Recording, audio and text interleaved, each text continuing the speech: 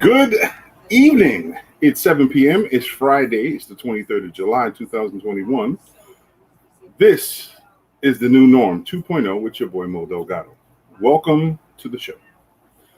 Let's try to get some of these other things that we need to make sure is in place. Got to make sure God, that's bright as hell. Seems like I got the sun on this side. Make sure my lighting is good. Forgive me, y'all. I took care of some of the other technical things earlier, so I wouldn't need to worry about them, but I didn't take care of some of the most important things, which of course is lighting.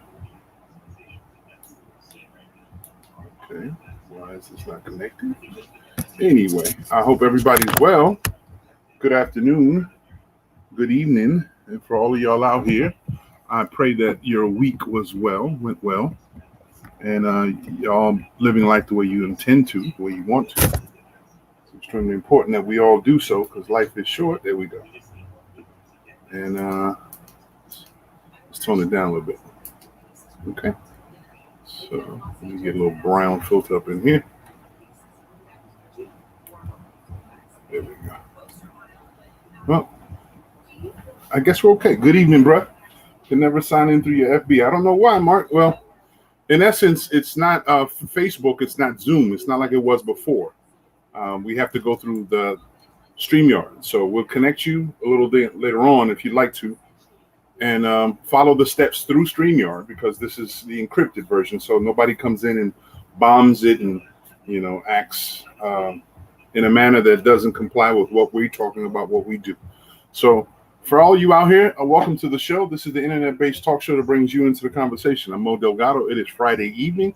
Let's talk a little bit about life. Let me make sure I put everything up here. And all right, cool.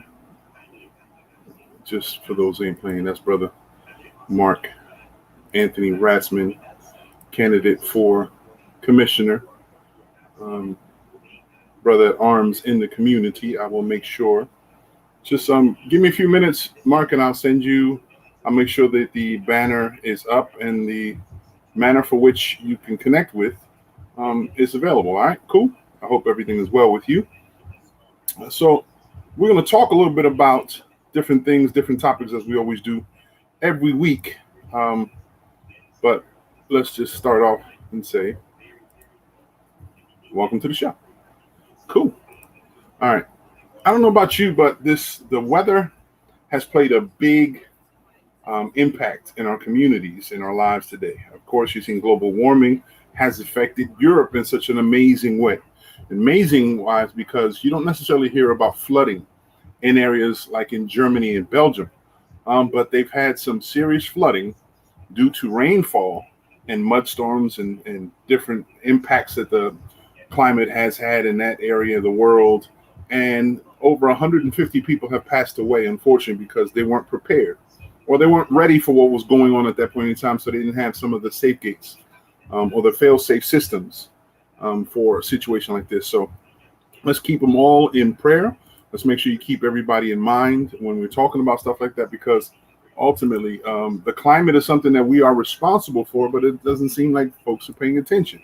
Just recently, you saw two of the most wealthiest people on the planet endure going through the atmosphere that we covet and hold dear to us because we need this atmosphere to be intact, to go into space and say, we did it. We went into space.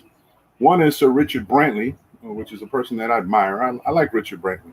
He's not as boisterous, in my opinion, as say Jeff Bezos. Jeff Bezos and his brother and then some others went into space a week later. All of this in an effort to be the first in space in this time frame, utilizing their own technologies to be able to facilitate a travel into space. Well, in doing so, if everybody knows how the atmosphere works out, they have to go through the ozone per se, or an area of the atmosphere so it doesn't collapse or break apart or cause any more ripples in our atmosphere for them to be able to go into space. And Richard Brantley's case, if I'm not mistaken, he went just above the area and not deep into space, but just enough to be considered space. And Jeff Bezos did the same thing, coming back using some very next level technology, which was, it's good to see in essence, because I think space travel is something that's inevitable. We're going to see it coming soon. However, I don't know if all of these different details in life play into one another for a reason. As you saw recently, we've had high temperatures, extremely high temperatures in the west coast of the United States, and it trickled all into Central America. And you saw some very, I say, violent weather, and that weather has affected people heat-wise. A lot of people passed on. In some instances, we saw wildfires, really violently take many acres of lands, damage so many properties. People's lives have been lost, unfortunately, because of the heat and fire. So these are the things that we have to be concerned about. And also, when we spoke about for the past 2 weeks, is the fact that we have water.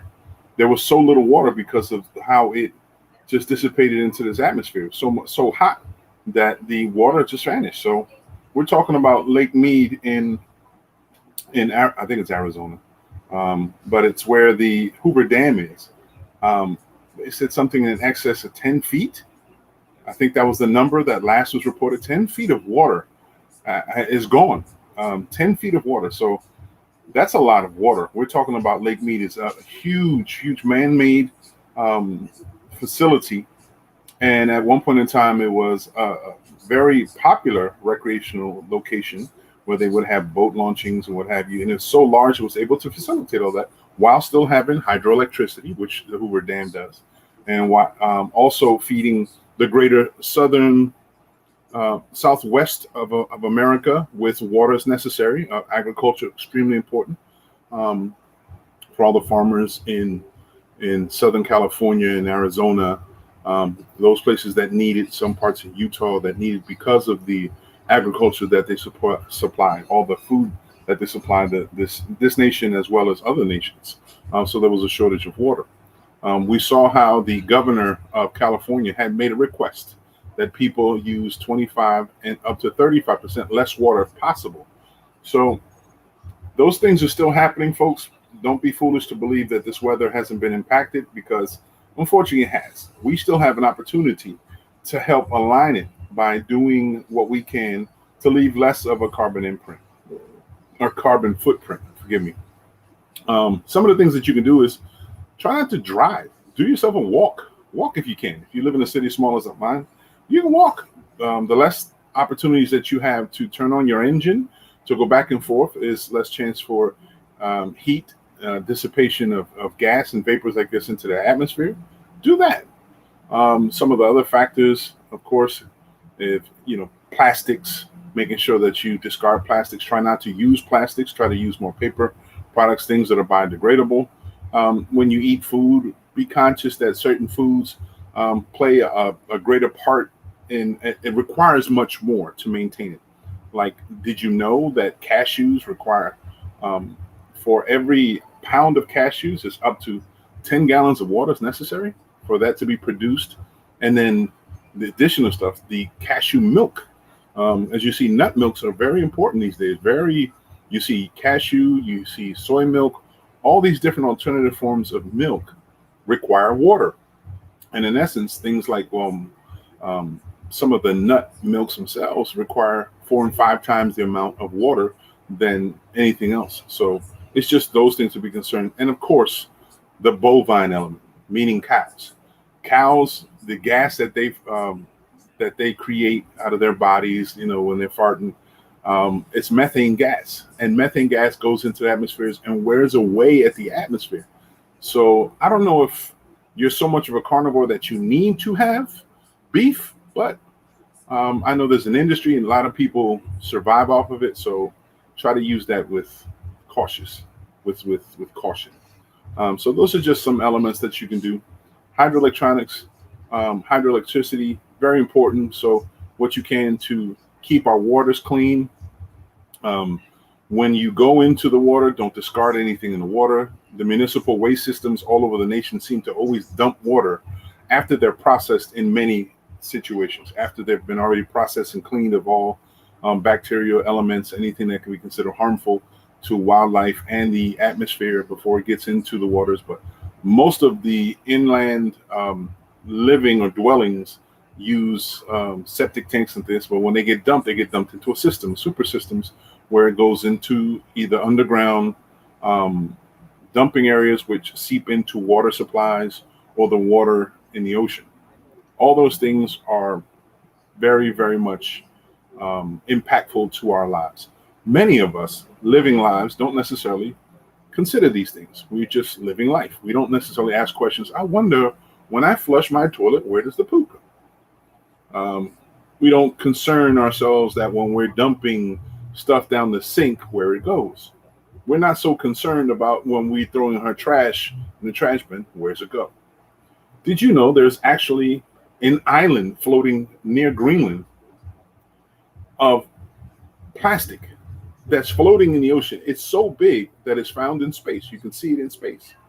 That it's basically its own floating island of plastic, because the Earth's currents basically flow in a significant and consistent way. All of these things collide in the middle of the ocean, of the Atlantic Ocean. And in the middle of the Atlantic Ocean is this floating island of plastic.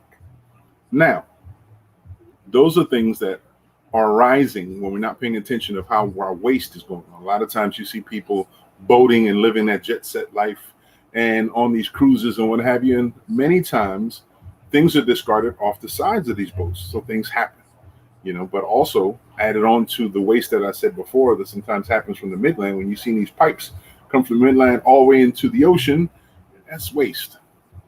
So as waste management continues, and there's technology now to help improve the environment, you do your part. Do what you can to help in this whole process, and stop just being the living entity that we all are, and just think a little bit more. Think about where the waste goes. Think about how you're impacting the waste. Are you properly dumping the things that you are willing to dump? Are you using the right things to be able to discard the things that you need to discard? And then ultimately ask yourself this question: do I really need all these things to be as wasteful as I am? If you can eliminate 10% of your own personal waste, it says that we can extend life up to 100 years on this planet. So 10%, that's not much. Instead of using plastic gallons of milk, use the paper gallons. Instead of going for the plastic cups, pull out some paper cups. Instead of reusing plastic bottles of water and beverages that you get from the store, pick one, maybe a metal one, and reuse that, and continue to do so. The small little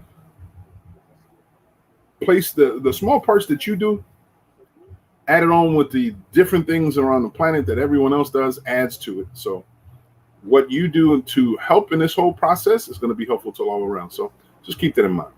Now, let's talk a little bit about news topics. In the news now, we've been talking lately about the COVID. COVID-19 has been the most impactful thing in this generation, in these 100 years of life, these past 100 years, if not longer. As we already identified, the last time we saw any kind of worldwide epidemic like this was 1865 in the Spanish flu. A lot of people lost their lives. More people have seemed to have lost their lives now than in any other vaccine or any other world epidemic that we've seen in the past. Be conscious is still around. World Health Organization and CDC here in the United States were just making notice that last week at the same time, it was 15,000 people dying per day of symptoms and or COVID-19. Those numbers have escalated to 35,000 people per day are passing away from this COVID-19.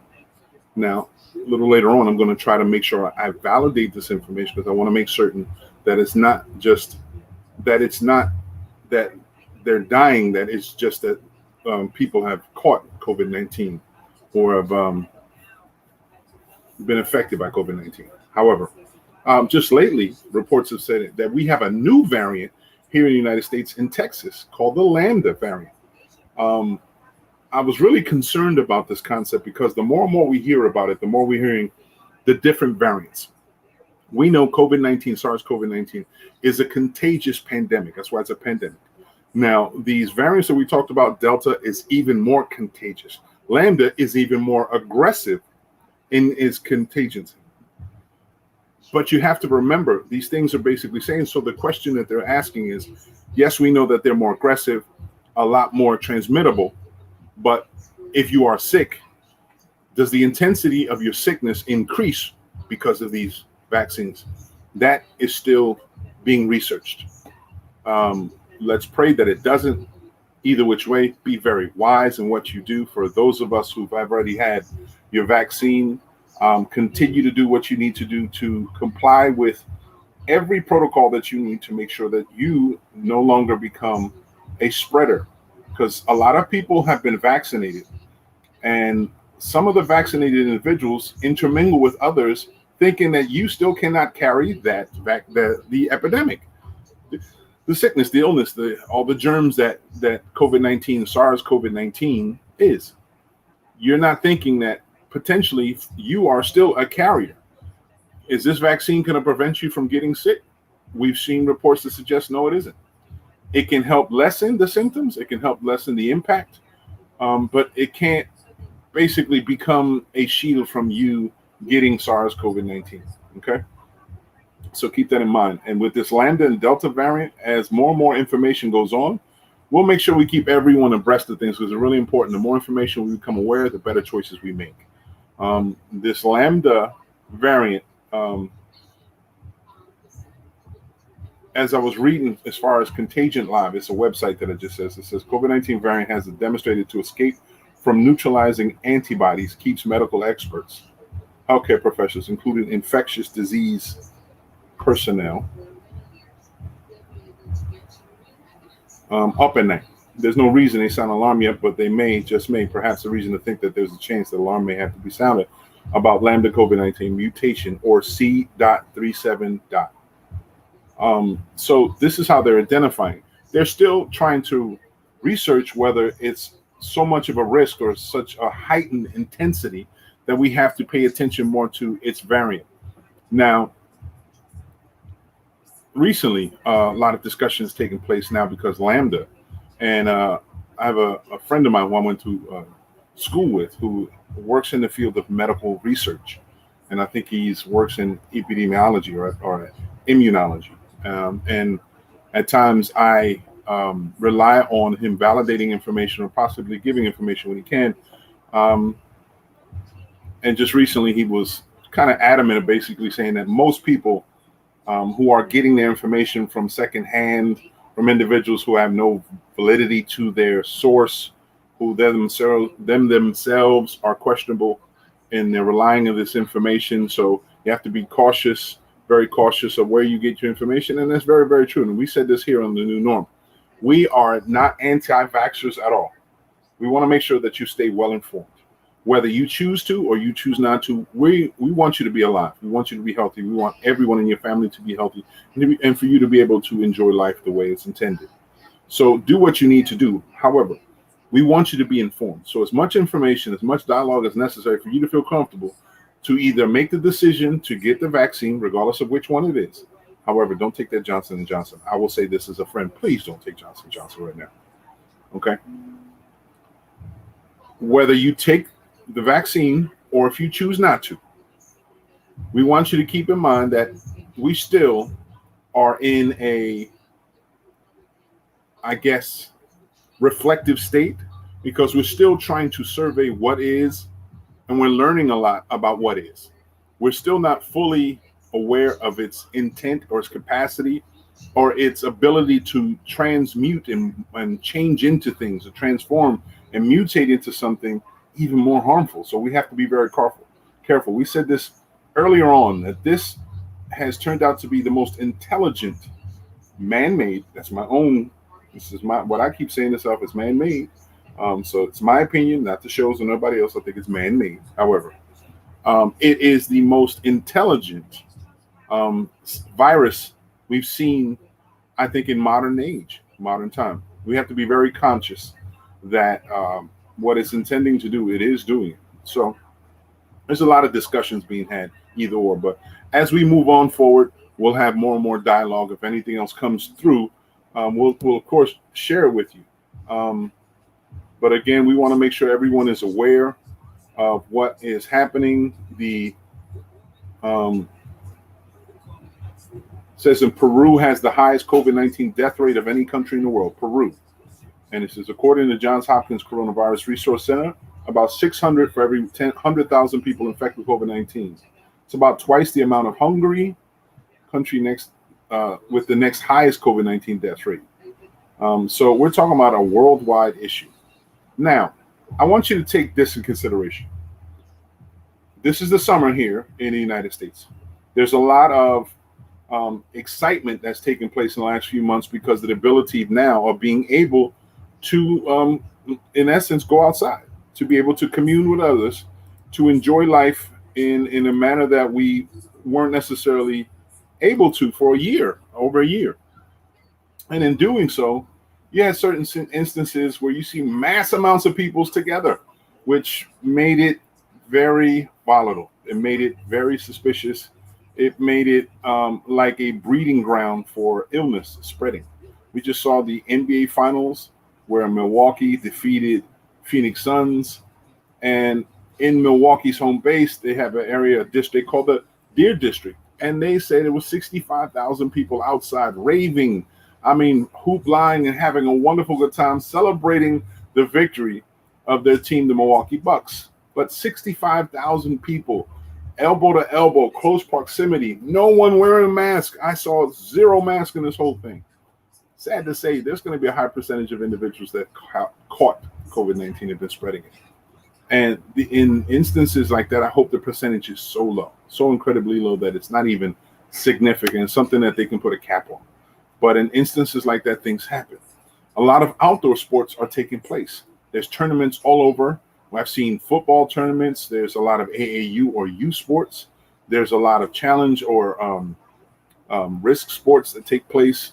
I've seen basketball tournaments all over the United States. You see lots of people coming to see it. Spectators love to go see these sports, and it's an enjoyment. It's an event that everyone enjoys and participates in. And these are high risk areas.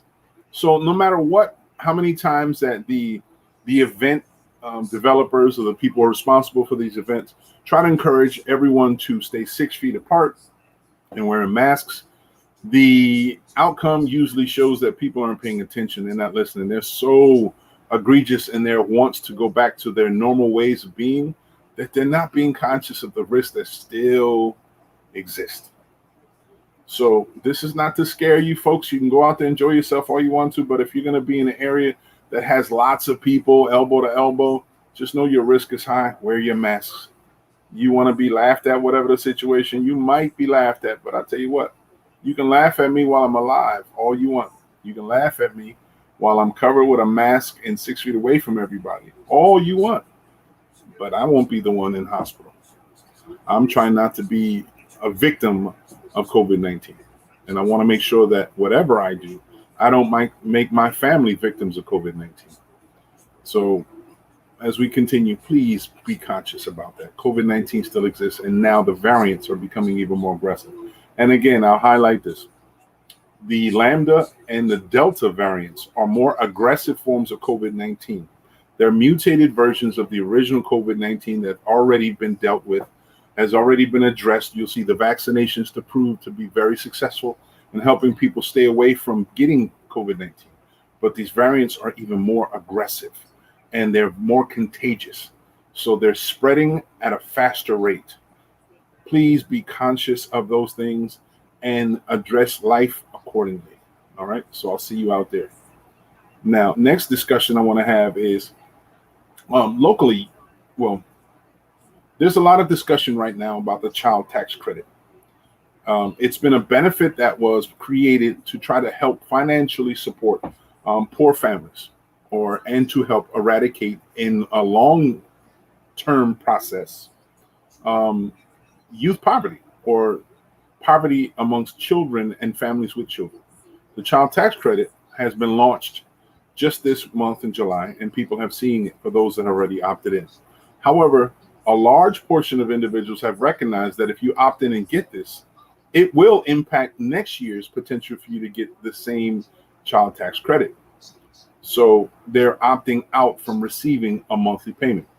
Some are opting out and not getting it all by choice, thinking it can be a benefit for them later on. It may. We don't know yet, because the way taxes have been altered a little bit, and they've had to alter because of all the funding that's been taking place as stimulants, attempting to stimulate, to create a stimulus in the economy to help the economy mobilize even faster, so more and more people can regain their foundation, their economic foundation in their lives. So taxes have had to change. The economic systems are changing. We've seen an increase in inflation. The parties involved, Federal Reserve, the Department of Taxation, suggesting that this inflation wouldn't be long. It shouldn't be long. However, do expect it to spike a little bit more as they're creating money and printing money as they expect, as we know. There has to be some sort of balance so we can restore what needs to get restored in the system. One of these areas are highly questioned right now, is the Social Security Fund. The insurance of Social Security, or the funding, the entitlement program set up for senior citizens who've retired, or people who are physically not able to work any longer. They've been disabled. This has been a staple of our society for a long period of time. It's been allotting individuals to be able to have some income to sustain life. In many cases, it's just enough to sustain what little life they can. And in some, because of the type of work that they've done, it's been a hell of a good added supplement to their own retirement packages. But right now, the question is, has it been tapped in so much that it can't be reversed and less people can depend on Social Security when they retire? Well, this is going to be a big topic of discussion in the government, because as we know, as time goes on, a lot of us who are now getting older are preparing for our idea of what retirement it consists of.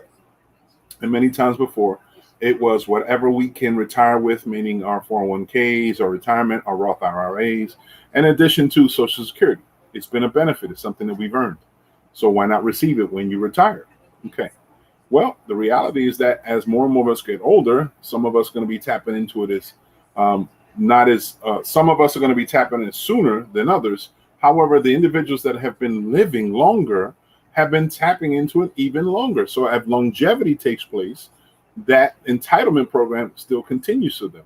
So this whole mechanism, or the formula based behind it to provide Social Security benefits for individuals, have not really keyed in or considered longevity in the lives of human beings and Americans. And we've seen an increase of lives. Expectancies have always been around 65 to 75 years old, traditionally, because of how life is and society is and everything about health and stuff like that. So the expectancy rate is around there, maybe a little bit higher. So we're seeing a lot more Americans live into their 90s and some into 100s. So those added years taps into the overall income, or the overall trough that is feeding the economic system called Social Security. So as more and more people tap into it, less money is being dove into it or replenished. So they're looking for ways to help replenish this. And I think that's going to be an aggressive topic moving forward in politics. But also consider that this infrastructure that's being discussed right now, it's actually going to be debated. Now, the infrastructures most of us know about are roads, transportation, bridges, and things like this. Things that we know have been sorely needed for decades now. Things that have been forgotten. Here in New Jersey, some over excess of 70 bridges are volatile and potentially dangerous in traveling over and needing immediate attention. This is over 70. I think last number, I think it was 117, but I'm giving an expectation around 70, or just a hypothetical number, because I'm hoping that the government of New Jersey is addressing it. I've seen some work in the infrastructure of roads, some places, but not every place. So I can't necessarily speak on it, but infrastructure is known to deal with that. There's a second part. There's a wellness. This whole process about the infrastructure is about wellness. This is the on-site that the Biden administration is basically professing. It's working on the infrastructure of the physical infrastructure of America. And then it's going to go for the human infrastructure. That's the second part that has to do with mental health, security, safety, and food supplementation. That's going to be the biggest chew to swallow moving forward. The first one, it's not going to be a lot of debate, but there's a lot of preparation for debate, even a potential filibuster that is being considered by the Republicans to stop this whole process. Says, no, we're not going to vote. We're going to wait it out and going to see who can wait out the storm and win at the very end. Because the second portion is saying some in excess of $2.9 trillion is sought to be able to supply that second portion of the human infrastructure wellness projects that this being discussed. One is more money for police, more money for violence and gun prevention, money for wellness projects with mental health, long-term clinical work help, some inpatient and outpatient services for individuals who may need it, whether it's for drug addiction or for mental health issues. Those are part of that package, as well as supplemental food sources to be able to assist individuals sustaining themselves. Also, first-time homeowner programs, in addition to the prevention programs that are being taught or utilized throughout the nation to help people be more aware of the systems that are in place that they need to tap into to help with safety and with self-sustainability. So those are also projects involved in it. So it's a massive program. As we get more details, and I think the bill is some 1,400 pages. So I'm going to try to get the best synopsis of it and have it available as soon as possible so you can see it yourself here on the show on the New Norm 2.0. Or you can see it at our website at www. Let me put it up so everybody can see it. Anybody interested in seeing it, you can go to our website at www.thenewnorm.club, and it should be made available to you there. As soon as we have it available, we'll announce it and you'll see it there. Also, as a hint, when you go to the website, check up top. You'll see a new thing that we just launched into, thanks to our boy Adrian, the mastermind of all this stuff, is www. Actually, it's WTNN Radio. That's our new venture. We have the New Norm Radio AM After Dark with your boy Mo Delgado.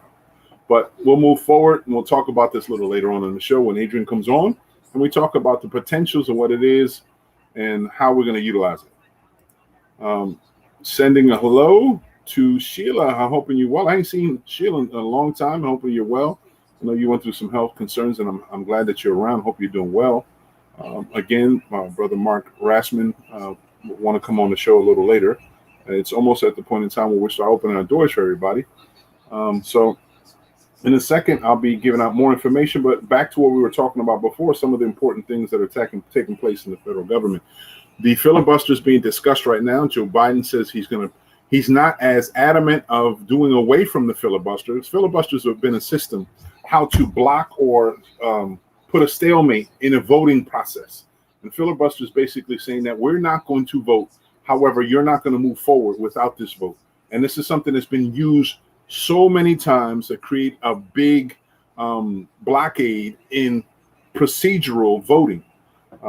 What's up, Renee? I see that you come on too. Good evening, Renee Boyd. Welcome to the show as well. Glad you guys are on. Willie Williams, how are you, brother? Good to see you here too. I'm glad to see so many people in the chat room or on the chat line checking it out. Greetings to everybody. Come on again. If this is new, your first time to the show, this is the New Norm 2.0 with your boy Mo Delgado. It's the internet-based talk show where we bring you onto the table. We have quite a lot of discussions that we're going to take place. Usually the show goes about 3 hours, even to the point we've been on for 5 hours at one time. Lots of discussion, a lot of laughing here and there. This is we don't utilize this platform to be pretentious. We try to give everyone an opportunity to have their opinion, and their opinions are theirs, and we're very protective of their opinions. We want to make sure that we're non-biased. However, everyone has their own opinion. So whatever you feel about whatever it is that you feel about, it's your right, your opinion. We're not going to get in the way.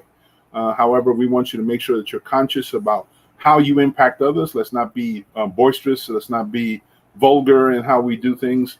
you have free speech. You can say whatever you need in whichever framework. We're not going to sit up there and censor you and saying anything. But please be conscious that we try to spend our time with good vibes, good intentions, good information, and an opportunity for you to take place in a safe haven. And this is what we offer for everyone out here. So again, you're welcome to go to our website in case you want to just get some information, or tap into the other shows that we've had for the nearly 2 years that we've been showing and broadcasting every Friday evening. You're welcome to go to www.thenewnorm.club, or go over to our website over at youtube.com/wash. Wait, just go to the page. It's The New Norm 2.0 with Mo Delgado. All right, you'll see that on YouTube. You'll see links here on Facebook. You can also see us as we show you moving forward. Some of the links. You see the banner underneath. You'll see the places that you can see us also. We're on Instagram. We're on Twitter. Of course, here on Facebook. So more and more information as we go along. We'll share as we go along. Another topic that I wanted to make sure that we spoke of on a national basis is we have to pay attention at the weather, y'all. The weather's starting to change. I don't know about y'all, but here in Atlantic City, just past couple of days, we've witnessed a major intensity in electrical storms. I mean, we've heard it was consistent thunder for, I would say, 2 hours, but thunder that was at a distance. But you never saw lightning, but lots of thunder.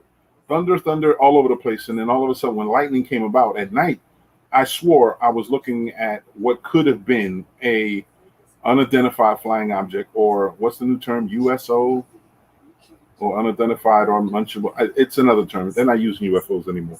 Anyway, it looked like it was behind the clouds because it was the generator of all this electricity, whatever was behind this cloud. And this electricity not only went out, it was going down, up in different directions, and it was crazy. It was an amazing light show that I was looking at, and it was for an extended amount of time. And then I didn't see any kind of rain. It was a lot of electrical energy. No, I'm gonna, Brother Mark, you're gonna see it on the chat a second ago. The link will come on in a second. Matter of fact, let me get it up so you guys can see it. I'll put the link up, and if you run into a problem, let us know, and then we can try to send you an email for an invite for the link. Okay, so make it easier for everybody.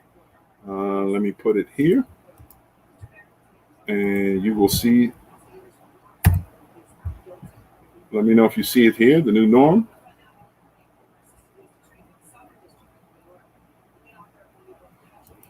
I don't see it there, so I'll put it on Facebook. I put it on through the show, and it didn't come in on Facebook, so let's see what it is. See a lot of it over here, especially in Margate, and I was looking at it. Yeah, it was amazing how the electricity. My brother Adrian, you coming on? All right. If you see a lot of the intensity, the electricity that's going around, it was a lot of electricity.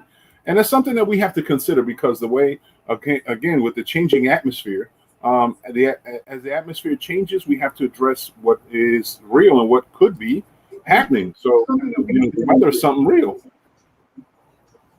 Adrian, you got the sound on? Okay, cool. So, yeah. Speaking about electric, welcome to the show, my brethren. Adrian Huggins, the most electrifying man I know. On this long week, man. Yeah, man. Good. Yeah, man. So how you feel? I'm well, man. Just busy, busy doing a whole bunch of everything. Every time I turn around, I'm getting called and pulled to do this and do that, or just being involved in so many different things, but that's the life. There's a name for that. Don't you know that? It's called popularity. Come on, man. That's what it's called, popularity, I don't know about that. It's just easy target. Yeah, trust and believe. I know all about it. It's called popularity. Right. All right, Mark, I don't see. Okay. Mark's saying he's having a hard time. He's tried twice. You know what I want you to do, Mark? I want you to see if you can. Remember we talked about this. You might have to erase your cookies on your laptop or your pad. If you erase your cookies, then it reestablishes the pass when you click onto it. Because when you keep it on there, it eliminates opportunity for you to go onto this page or onto this stream, because you're still locked onto the last stream. It does every cycle changes. Every stream is a different path. So that's why you'll see sometimes you can't get on. So just in essence, you just keep that in mind that we have to erase our cookies if possible. So as we move forward, it is what it is. But let me know if we run into a problem. Then I'll try to send you an email so you can have a path to go this way, so you can come on if need be. Okay. So, and I'm trying to get to everyone's comments to make sure everybody's been visible. But you see, Sheila said, "Hey, Adrian." Yeah, I see Sheila out there. That's my girl right there. Nice people. And Renee, real sweetheart. Yeah, real sweetheart. But the week has been busy, brother. It's been busy. There's not enough hours in a day, as they would say. Man, let me tell you, I want to. You know what? Before we move on, I'm going to add something into what we're going to be talking about in a short time. Let me make sure I get it so everyone is aware of what we're talking about. It's extremely important that we get it in as soon as we can, because this weekend is an important weekend here in Lang City, right? Yes, sir. So as we move forward, we want to make sure we celebrate and support local activities for the benefit of culture and wellness in our community. So we had the pleasure of having a good conversation with a brother by the name of Anthony. Yes, I had to. You're hearing yourself again because I had to read. Yeah, I'm in the reverb. So and rebooting the page, sometimes it takes me a minute. But and speaking to the brother Anthony, what was Anthony's last name? I can't remember. Logan. Anthony Logan. Logan. Yes, Anthony Logan. He is the person in charge of the Caribbean Festival. I think that's the term that's going to be used, right? The Caribbean Festival? Atlantic City Carnival. Right, Lang City Carnival. Atlantic City Carnival. He's one responsible for Lang City Carnival. And for those of you who've never been to the carnival here in Lang City, Adrian has sent a short video of the splendid time that people were having here. And I want to make sure I want to share it with anybody who's interested in knowing what it looked like. So let me. And it's not like the circus for the elephants, by the way. And there's no elephants, there's no rhinos, okay? There's none. It's a disclaimer so that everybody can be aware of. It's a good time. So this is just a good time.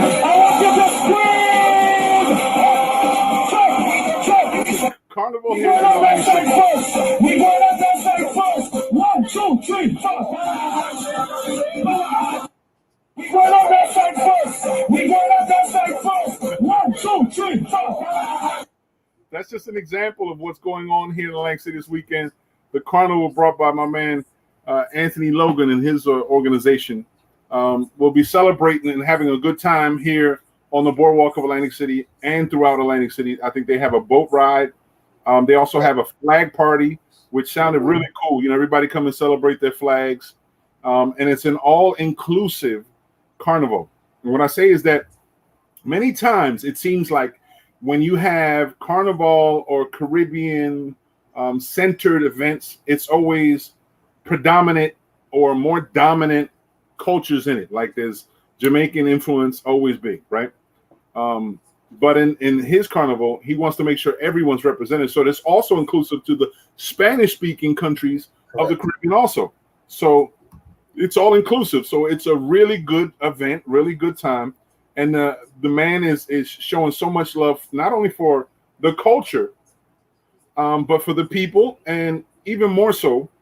And it's more special to me that he has a love for Lang City, that he wants to, I guess, he wants to play a better and a bigger part of Atlantic City. So just keep that in mind, the Lang City Carnival, AC Carnival, right? And his name is Anthony Logan. So keep that in mind. I think there's a lot of great things that will be transpiring in the coming days or the coming months with his name on it. So it ought to be a hell of a good time. So, but that's what's taking place right now. I think it's generated mostly out of Showboat. I think that's the case. Is that it? Correct. Tonight is the flag party at the Showboat. Then there's the event tomorrow, which is the carnival. And then on Sundays, like a cool down day, whereas they will have a cruise, Gardens Basin up there. Okay. So if you're on Lang City Boardwalk, if you get a chance to go on the boardwalk and you see all the sound systems and beautiful feathers and all the wonderful uniforms or array of different costumes. It's not a normal day in Lang City. It's Carnival in Lang City. You imagine if people just come into the city and every day was Carnival here in Lang City, people would lose their damn minds. It's not a normal. People would lose their minds. I know I would. There was so much fun. That's the reason why in Trinidad they only have it once a year, because we can't have it every day. You know what I'm saying? Man, who you telling? Once a year.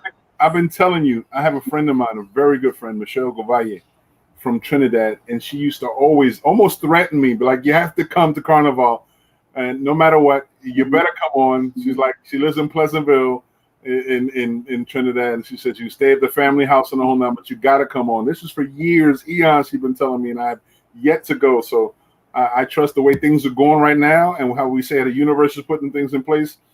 You might see us, the new norm, blasting and broadcasting from Trinidad's Carnival next year. Hopefully they'll have one, because the unfortunately the virus. Yeah, exactly. This Corona Delta Lambda, it sounds off, man. It's crazy. Yeah, man. It's amazing, man. Now, what time? The Carnival, I think, if it's not mistaken, what was I don't remember seeing that on the flyer. I saw the boat ride is from 10 a.m. to 12 p.m., right? And I think that's sold out. Correct. The flag party. Everything on the website. Say again? Everything is on the website. Yeah, just click on events and you will see it right there. Just go to the website. Okay. Right on I posted everything there. Okay. Cool. Local events. Okay. All right. We got our brother Mark Rassman coming up in the house. There's someone else named Kay Mosby. Let me let you guys know as you're coming on, or you're trying to come on. I want to make sure that everyone's aware that if by some chance you run into some issue, we will have to, let me see, I'm put this on so you guys can be aware. In attempt you can't connect, right, and it stalls, we will eject you from it to give you an opportunity to come back on, because sometimes you have to reboot and erase your it's technical, but it's sometimes tedious, but it's worth it. Once you get a chance to come on and get part of the things, we have a good time. As you see, Brother Mark Rassman cleaned up and everything. Look at, he's clean shaven, got his hair cut down. Look at him. Is there a Spanish singer by the name of Mark Anthony? Very popular individual. Yeah. Hey, Mo. But what's going on, brother? Good to see you. All is well. Can you hear me? Very low. You got to be closer to wherever the mic is. Yeah. Can you hear me now? No, I'm wondering why can't I? Well, what I did. You got an earpiece? No. Okay. Now you froze.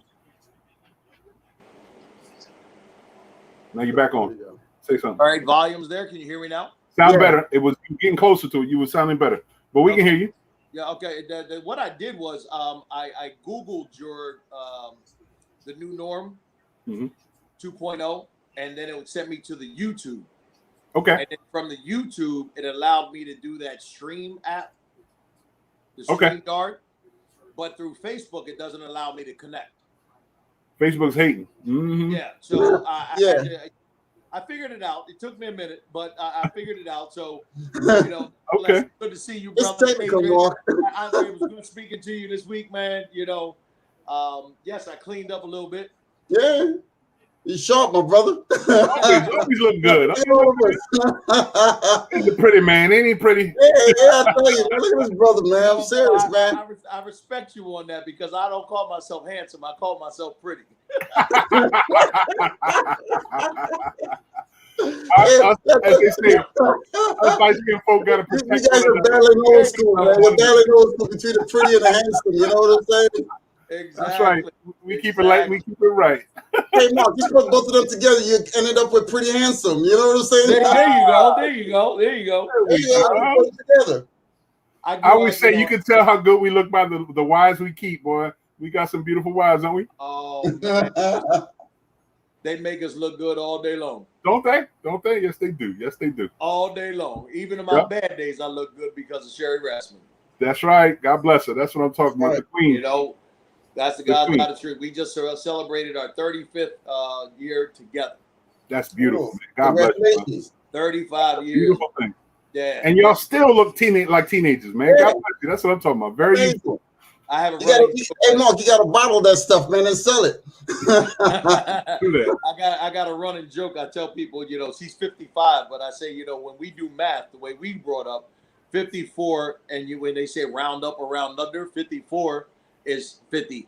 Right, and when right. 55 is 60. So when I introduce my wife, I tell everybody she's 60 years old. I hear you. Wow, that's amazing, man. But that's good to hear, man. It's really nice to hear they are celebrating again a union. That's what we celebrated. We got to celebrate the people in their unions, because too often people have given up on the concept or have allowed lives hardships to get in the way from staying together, man. And when you see people stay together for long periods of time, man, we got to celebrate that, man. So God bless you, man. Yeah, listen, I appreciate that, and I received that blessing.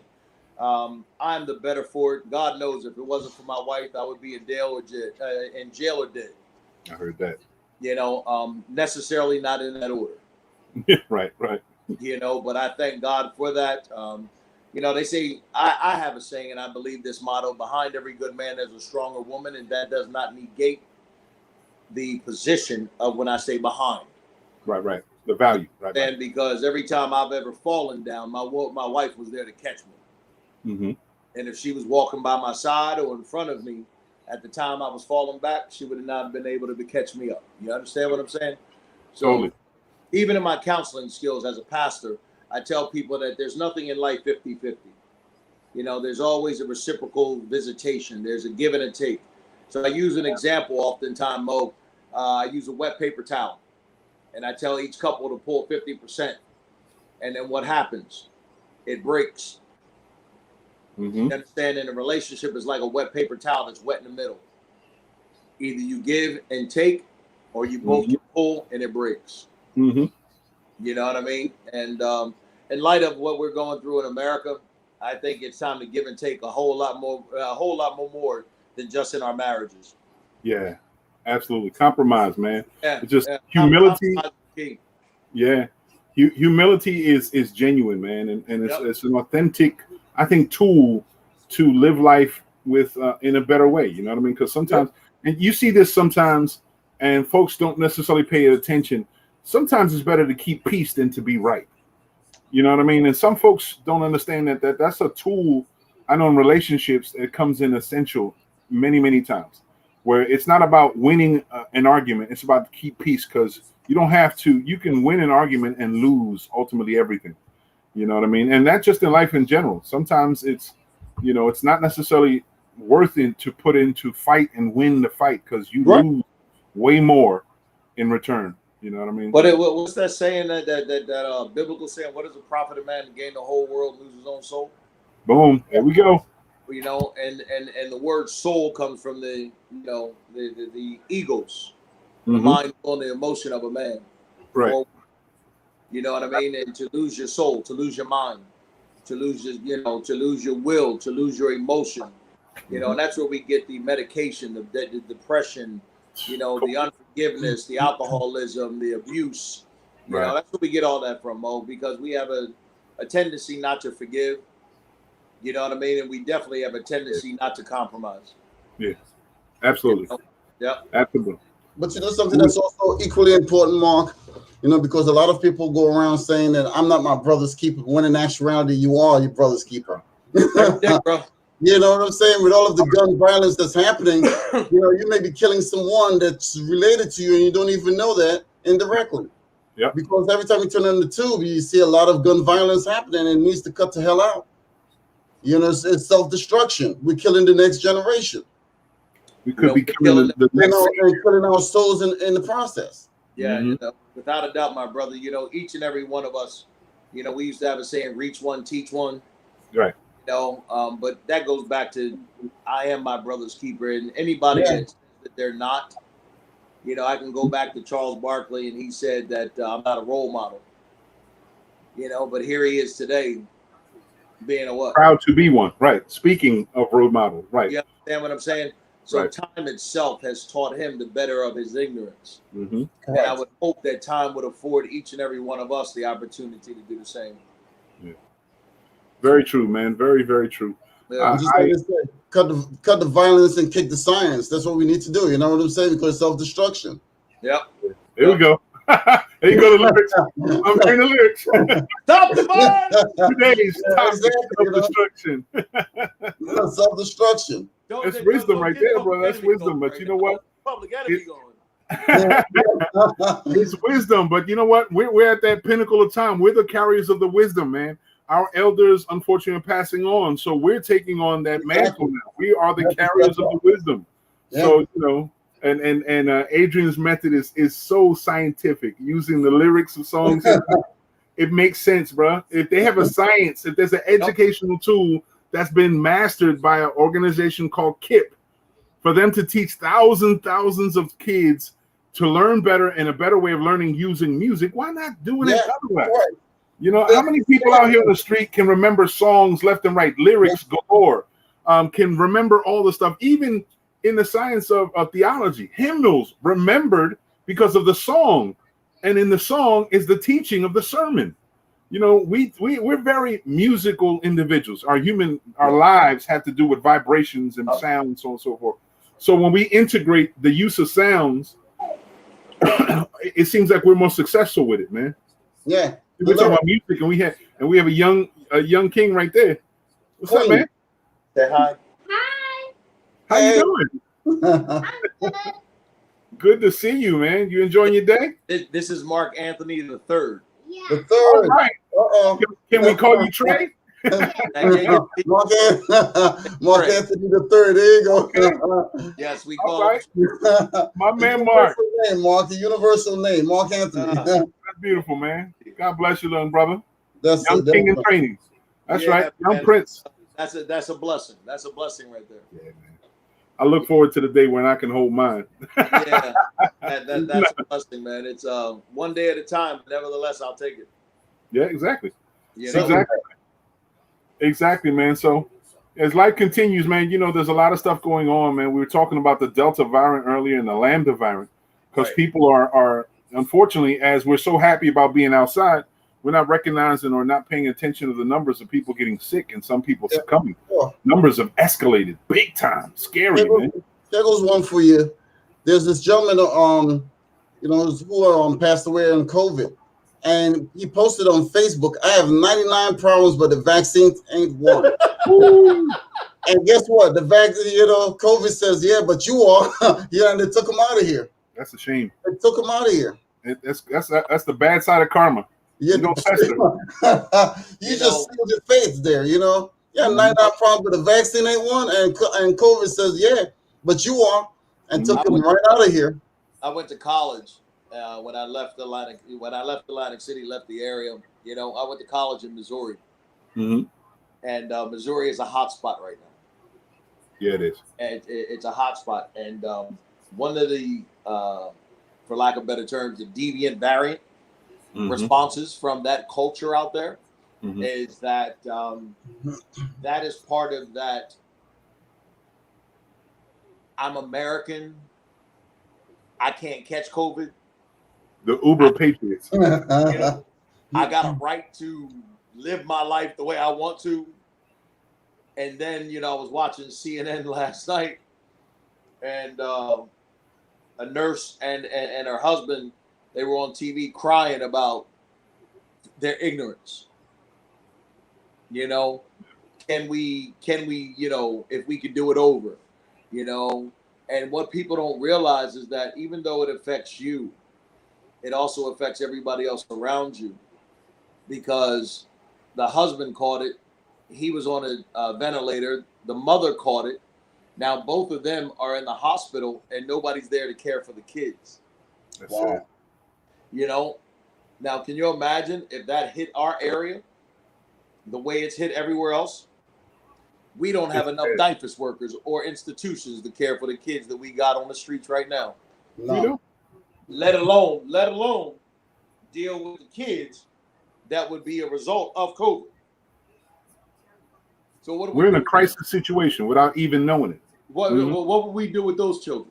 Oh my God. You understand what I'm saying? It's a sad truth, bro. If just 1% of our population here in Atlantic City caught it, just 1%, mother and father, what would we do? We'd be up the creek without a paddle because we would have no care, no systems in place to be able to help the human service of caring for those children. That's the reality. But you know what? In the numbers that we have here, and I've come into contact with some health providers who gave me some more insight about how COVID-19 has affected our area. Mark is coming in and out, so as he sets it up, I'll continue the conversation. Mark, I know you can hear me. As we moving forward, the information that she gave me was a little disheartening. How the identification process of people that are ill are still without protocol. Like at times, some doctor will be like, well, yes, they have COVID-19, but their pneumonia is the issue, so they'll identify them as a pneumonia. And if they pass away, they're passing away of pneumonia, not COVID-19, or vice versa. So the protocols and the systems are still in question in our local health network. And so these are the things that we have to be considerate of, because as we move forward, we're assuming that our numbers are low when actually they're a lot higher than we've been aware of. Which is disheartening because there's a lot of family members that people have passed away. And it's unfortunate because we see it every day in social media. You know, rest in peace, this person, live in power, that person. And some of them, we don't know how they passed because they look like they're thriving in good health. They have a good practice, normal life, and so on and so forth. It's these individuals who are not at high risk. They're not living in a high risk situation who seem to be targeted and have succumbed to it. So, it's just those truths that we have to be careful. Don't think that we're safe from it. Remember, I remember earlier on last year, I remember a discussion that I was listening to having to do with some people coming from shore. And to be honest with you, these are two white guys that were having a conversation. They were from this area. Oh, okay. They were from this area, and two older guys, two Caucasian men, having this conversation. And one guy, I would consider him a dude, just an average kind of guy. He was like, yo, man, we live by the beach. It's the ocean. This is medicinal. We're going to be safe. It's not going to harm us. We ain't got to worry about the sand and the salt in the air is going to. And I was like, man, do you really think this way? And it's an unfortunate thing, but a lot of people had in their own mind expectations of why we couldn't get affected, why we wouldn't get affected. Well, yeah, remember when it first came out, they said, oh, this was the white man's disease. It wasn't meant for black people.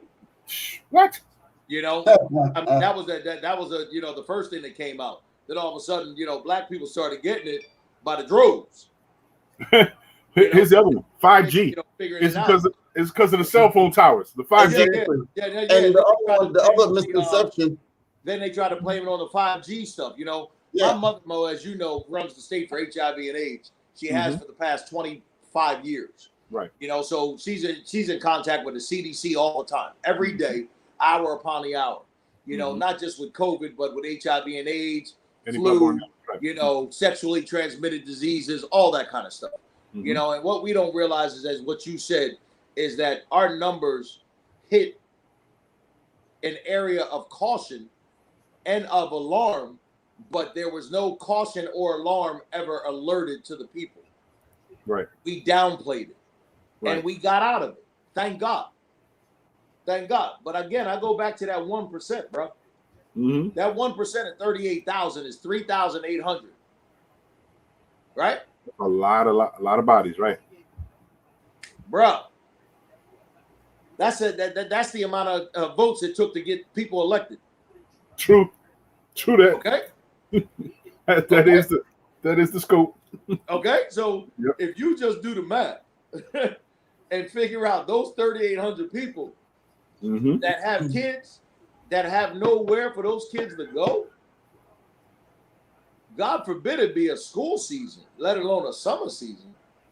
And in addition to, remember, because we talk about it all the time, Atlantic City is well known as being AC, standing for all cousins, because everyone's related. Yep. In one aspect or another, either directly or indirectly related, either play family or real family. We all call each other cousins. Exactly. What's up, cuz? You know what I mean? Whatever.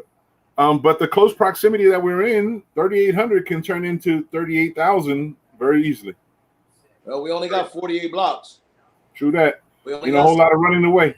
We only got 7 miles. Right. If we all stood 6 feet apart, we would all be in South Carolina.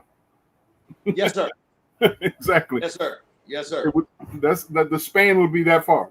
Yeah. And I'm just it's just an hyperbole. I'm just using this as But that's an idea. That's a great hyperbole because it can be used in many facets. Very true. Very true. You Very know. true. Yep. Very But this true. Delta variant is no joke. But I just saw on CNN that if you received the first vaccine of Pfizer, that you are still less than 30% protected. That if you received the second shot of Pfizer, that you were 90% effective against the deviant variant. That's crazy, right? There's a particular reason for that. Yeah. Yeah. Because the first one is just the primary. It only preps your system. Right. That's what the first, so Pfizer and Moderna, both of them are 2 shots. Right. It just preps the system. The second one is the booster that boosts your system. So if you actually only receive one vaccine, because my niece also works for Johnson & Johnson on directly with these guys and the vaccine. So we communicate on a regular basis. And this is based, what was told to me.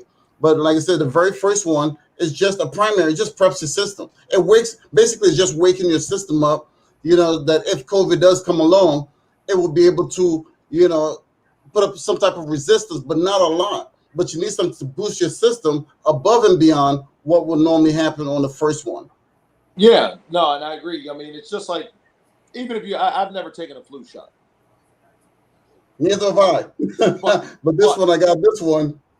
But I did take the Moderna. I the Pfizer. I took it on as a caution to my parents. Correct. Yeah. Your loved ones. Most people know that I lived for many years in my mother and father's estate. And I come into contact with them every day. Right. And they're elderly, and I'm grateful to still have them. They both have underlying conditions of either high blood pressure or diabetes and so on and so forth. Most elderly and senior citizen people do. My father has had, several heart conditions, but I thought it in my best interest, in order to protect them, to take the risk. To take the risk, not be arrogant, and say, okay, I can eat well enough. I can mandate myself well enough to mask up and cleanse and that kind of stuff. You know what I mean? So when my parents decided to take it, that was a decision. It was a no-brainer for me. It was a no-brainer. So when, my mother and father, said to me, son, we're going to take the shot. Okay, we would make my appointment. When you go, I'll go. I have not had any ill side effects from it, to date. I mean, outside of being sore, from the second shot. Yeah, right. Yeah, the first shot. I think I had a fever. One day I did break out. I think it was the day after I had the second shot, like midday. That was probably 24 hours later. I got extremely hot. I broke out into a heat flash. But I just sat down for about an hour. Drank a bottle of water and. Yeah, exactly. You have to stay hydrated because what happens is boosting your immune system. Yeah.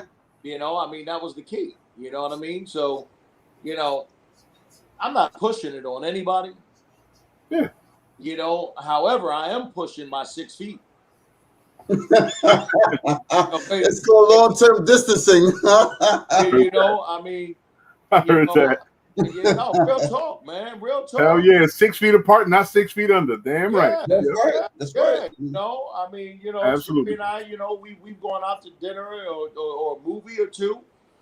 And I tell her, I said, babe, okay, we go in, we got to wear a mask walking through the place. When we get in the place, we can go ahead and take it off or whatever. But, I'm still practicing that. Yeah. I'm still practicing that, man, because quiet as it's kept, Mo, and you notice, sooner than later, we all going to be under that mandate again. Yes, we are. And I don't think they're going to shut us down. It's coming. I don't think they're going to shut us down the way that they did. but I do believe they are going to make it more strict for us to be able to shop, eat, walk, talk, and greet each other. It's in Philly right now. It's in Philly right now. Pennsylvania. Philly. Pennsylvania did it. St. Louis, Missouri did it. California. Houston did it. Missouri. California has done it. Yeah. You know, So all the high risk areas. Yeah, and we know that the numbers of the risker here are a lot higher than, say, some of the adjoining states that are surrounding us. So we know our risk levels are high. Now, when decisions need to be made, will they be made as aggressively as some of the other places? I'm sorry, I don't see this governor be like, all right, let's shut it down. No, because in shutting it down, it keeps the economy at a lull right now, and I think that's basically. They don't plan on shutting it down. They have zero intentions of shutting it down. They ain't gonna shut it down. They ain't gonna. They're not. You know, but look what's going on also with the Olympics. So far, 110 people are affected with COVID in the Olympics. The people in Tokyo, Japan, wants to shut that down. It's crazy. Well, the citizens of Japan wanted to, but they shut it down. The reason why they moved forward with it was because if they canceled the Olympics, Japan would have lost $80 billion. Yeah. Okay. By them, it's the marketing money, right? The way they hosted it, they're only going to lose $8 billion. Mm-hmm. Okay, so that it was the numbers that made them move forward. But out of those 110, Adrian, my friend, over 60% are Americans. Yeah, and not only that, but get a load of this other one, because a lot of those people, like I said, they're trying to shut it down over there, you know, as far as, you know, the Olympic athletes. But at the same time, you know, the stadium alone costs $1.5 billion to build. Yeah. So they want to make sure that they build it and they use it. Well, that's everywhere. I mean, you know, every stadium that they've ever built here in America. Everywhere, right. You know what I mean? It costs an economic challenge to whatever community, and they need to reap the reward. Yeah, so but after the Olympics, Mark, after the Olympics, like what happened down in Brazil, after the Olympics, it's barren. It's big eyesore. It's not being used. Yeah, they just leave the stadium there. That's it. Money burned. You talking about stadium use? Did y'all just recognize this recently? Oakland, the city of Oakland, went in a decision about being in a contract with the Oakland A's about the stadium use in the whole nine, and the council was like, "We don't need you." Right. And they're like now really conversing with Las Vegas about transforming all that stuff. So they got this large facility in Oakland for baseball that they were looking for the municipal aid to be able to function. It's like you have large people love sports in general. Everyone loves sports from one aspect to another, right? Yep. And facilities are built sometimes to house these things, but I don't think average people understand that who fits the bill. Just like in the Olympic Stadium, building the Olympics, the area that hosts it fits the bill. They have to pay for everything. Right. In Brazil, they spent $100 billion trying to create a whole nother town. And then after the fact, when everybody left, it's like, you know, all the local people were like, "Can now we live in these places?" And the government's like, "No." Yeah. How do you do that? Displace hundreds of thousands of people to build a facility that can't be used by those same people later on? So it's the same thing. It's a dilemma, man. I think that's probably one of the bigger issues why South Jersey never saw a real professional team. We've gotten close, but a real professional team, because there's not enough interest to build the infrastructure for needed. And we can host a good football team, basketball team easily. Yeah, but I mean that's the surf stadium. Yeah, exactly. That whole Bader Field area. You know, that's a wasteland. It's a wasteland that has been promulgated for at least 2 decades. And used for personal gains, right? Mm-hmm. Okay, and, you know, over 2 decades. You know what I mean? You know, you can go ahead and rent the stadium for $10,000. You know, and then somebody else takes the parking. But I'm gonna leave that alone. Let's talk it. Leave that alone. You know what's up. You know what's up exactly. Mo, I ain't gonna start nothing. Yeah. I mean, you know, if you started, we can keep carrying it. I ain't got no problem. I can bring it. Hey man. I've been saying, you know, there's a lot of sticky ass hands in this whole process. Sticky hands and big pockets. I just don't understand how you don't have a parking authority in the city of Atlantic City.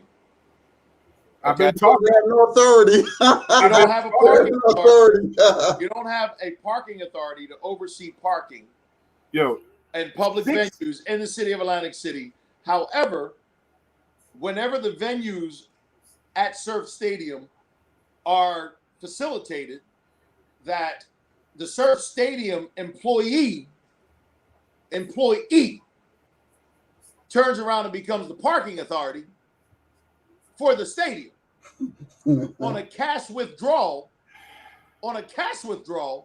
that nobody oversees but he himself. my conversation I say a little bit over 6 years ago Ugh. was based off that same concept.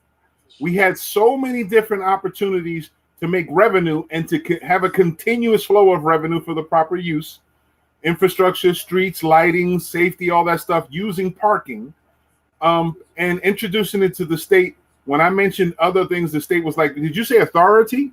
I don't know if we can have authority. I was like, well, there's all the books said that we can have an authority, create authority, their own thing. If you created a casino redevelopment authority, why can't we set up Atlantic City's parking authority? You know what they did, Mo? They turned around, they hired the boy from New York Avenue, okay, New York and the Beach Block, to be the parking authority, all right? And they depended on him to share the revenue moving forward. Oh, the proposal, yeah. Okay? I That's what they did. So all of of these major events that you have, and you see anybody that is in a parking, uniform, right? That's subcontracted. However, I'm not even going into subcontracted. I'm just talking about the last 3 events that were held at the stadium, at the Surf Stadium, where there was no parking authority or no third-party official present other than the single person, okay, that is in charge of the stadium. Mm-hmm. And I'm telling you from a truth, not of what I heard, but what I've also experienced. It's sad how that location has been a vortex for questionable finance for a long time. When it became no longer existing as the home base for a professional team, yep, it started becoming the perfect location for someone else to create funding streams for themselves, whether it's by doing a subcontraction for another company to subcontract to another. It was a lot of stuff going on that people weren't paying attention to, and it made a lot of pockets fat. Hey, bro, listen. I don't owe nobody nothing but the love. Okay, but let's just do the math over the last 3 years. What organization has rented that stadium more than any other organization in the city of Atlantic City? That I know of, the Mexican, what's the name? Azteca, and if I'm not mistaken, they had to give up concessions for parking. There you go. Yep. The next one is who? Second Baptist Church. Is it Second Baptist? Okay. I didn't know they were running functions over there. I was gonna say Good Time Tricycle. Between those two, but as you just said, what are they giving up? Concessions. Parking. Okay. So now, where are the monies for the concessions? Where's the fund allocated for the concessions? Right. Where's that bank account? Where's that audit? Where's the audit when they don't give up concessions for parking when there is no concession? Sad. Okay, this last event, there was no concession. It was just an event in parking. Mario Suarez, security detailed. I know this from a fact. Former ACPD brother. Right. Okay? Ernest Corsi tried to charge him money to park. Mario told him, go to hell. I ain't paying you today, tomorrow, and no a day later. Heard that. But I've seen every other person pay. I heard that. Wow. But before we continue on going, let's greet the queen. Laurel, you there? Say hi, Laurel. I'm here, but I'm not home. It's very noisy where I'm at. But I wanted to pop in and say hello. I haven't seen y'all in Hi, we weeks. missed you. Hey, hope For a all is while. well with I'm you, glad Laurel. you're well. Say again? Hope all is well with you. No, ain't nothing wrong. I'm usually at work, but I'm not currently in the state. So I just wanted to pop in and say hello real fast. Okay. Hi. It's always good to hear your voice there. Very much so. How is everyone? I've missed y'all so much. We miss you too. You know, you still got a home base to come by, so I'm glad you popped in to say hello. Yeah, look at her. She's trying that pretty face. A little smile. Good to see you, Sunshine. Can't hear you. I says, good to see you, Sunshine.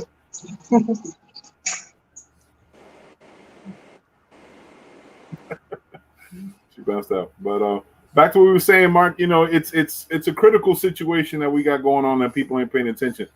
It's demonstrative how so much happens when we turn our cheeks and underneath the brow of other things that are happening. Distractions always seem to be the thing. Seemed like Mark had wanted wait for a minute there. Maybe Trey pulled him to do something, but as we were talking about more, you see the distractions about stuff and how the city's going. You know what I'm noticing a little bit more is that there's a lot of activity taking place all over the place, right? Not only bad, but there's some questionable things happening. Like recently, we just saw the prosecutor of the county resign out of the blue. Yeah, I know. I was like, whoa. Tyler. Yeah, and the story itself that the press had printed saying about him getting caught intermingling with someone in a county vehicle was kind of disheartening. You know what I mean? Because the more and more information you get, the more you think, again, sometimes you get really surprised by the activities or the behavior of people that you think wouldn't ever do this or should not do this, but they end up doing it. You know, anything is possible under the sun. You know what I'm saying? Absolutely. Absolutely. So we'll see there how are allegations, whereas, you know, he committed mortgage fraud and all of that stuff, you know, so. Again, that's under the auspice of the same thing. I keep saying there's a whole lot of motion, a lot of movement dealing with property and property development throughout Atlantic County and more specifically Atlantic City. And there's always there's a lot of good business, right? A lot of business being done in a proper way, but then there's situations if people opportunists get an opportunity to get in and slide in and be on the slick and trying to flip things quickly to see if they can eliminate the footsteps or whatever the situation. Too much of that stuff happens. Yeah. Too much of that stuff happens, right? Right, Mark? You know what I'm talking about? Yep. But you know what, Mo? Just like all things, man, what is done in secret, it's gonna come out. It's gonna come out. That's it. You know, one of the things that I say to people, you know, and it's oftentimes where I hate to gloat in somebody else's misery. You understand what I'm saying? Yes. You know, and you know, if you're gonna pray, you know, like today, you know, Jimmy Whitehead asked me to come up and pray at the seawall, and I told him, I said, listen, bro, I'll pray anywhere. I said, that's what I'm called to do. I said, but I won't make it a political fashion. Absolutely. You know, so, you know, if you're going to call me to pray, I'm going to pray. You know, and I'm not going to pray for you to win or you to lose or for this person to win. I ain't no, bro. That's not what I do. No political prayers, huh? No, political prayers. No, we ain't going to join in hands and kumbaya or nobody winning or losing. No political prayers. Yeah, you understand what I'm saying? That's not the way God works. Absolutely.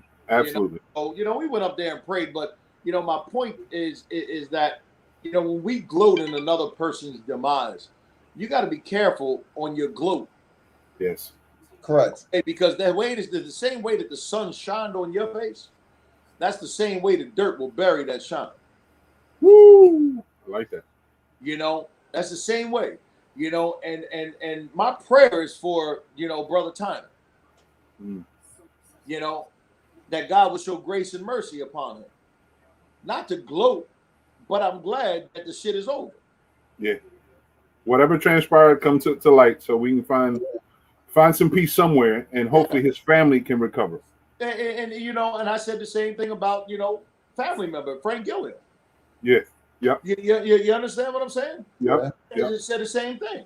You know, you don't gloat in somebody else's misery, bro. No, not at all. It's bad taste, Mark. That's bad taste. If anything, if you have a God-honored heart, Muslim, Krishna, Vishnu, Arjuna, Muslim, it don't make a difference. Right. Hindu, if you have a God-honored heart, you pray for mercy upon their souls. Absolutely. That's what you're called to do. Not go out and celebrate and talk about this and that and the third. You understand what I'm saying? But we, as a people, as leaders in the community, first thing we want to do is, you know, a joker catch COVID and die. We're going to say, oh, you see what God did? Man, come on. God ain't got nothing to do with that, bro. No. You know, that's the mentality that we have. Sad to say, we've turned into being fruit or flock into being crabs. Right. Right. Yeah. You know, I mean, you don't do that. You know, somebody ODs. You know, oh yeah, well, you know, see, that's all the years that they done. You know, I remember when he robbed this person and robbed that person. No, bro, you don't do that.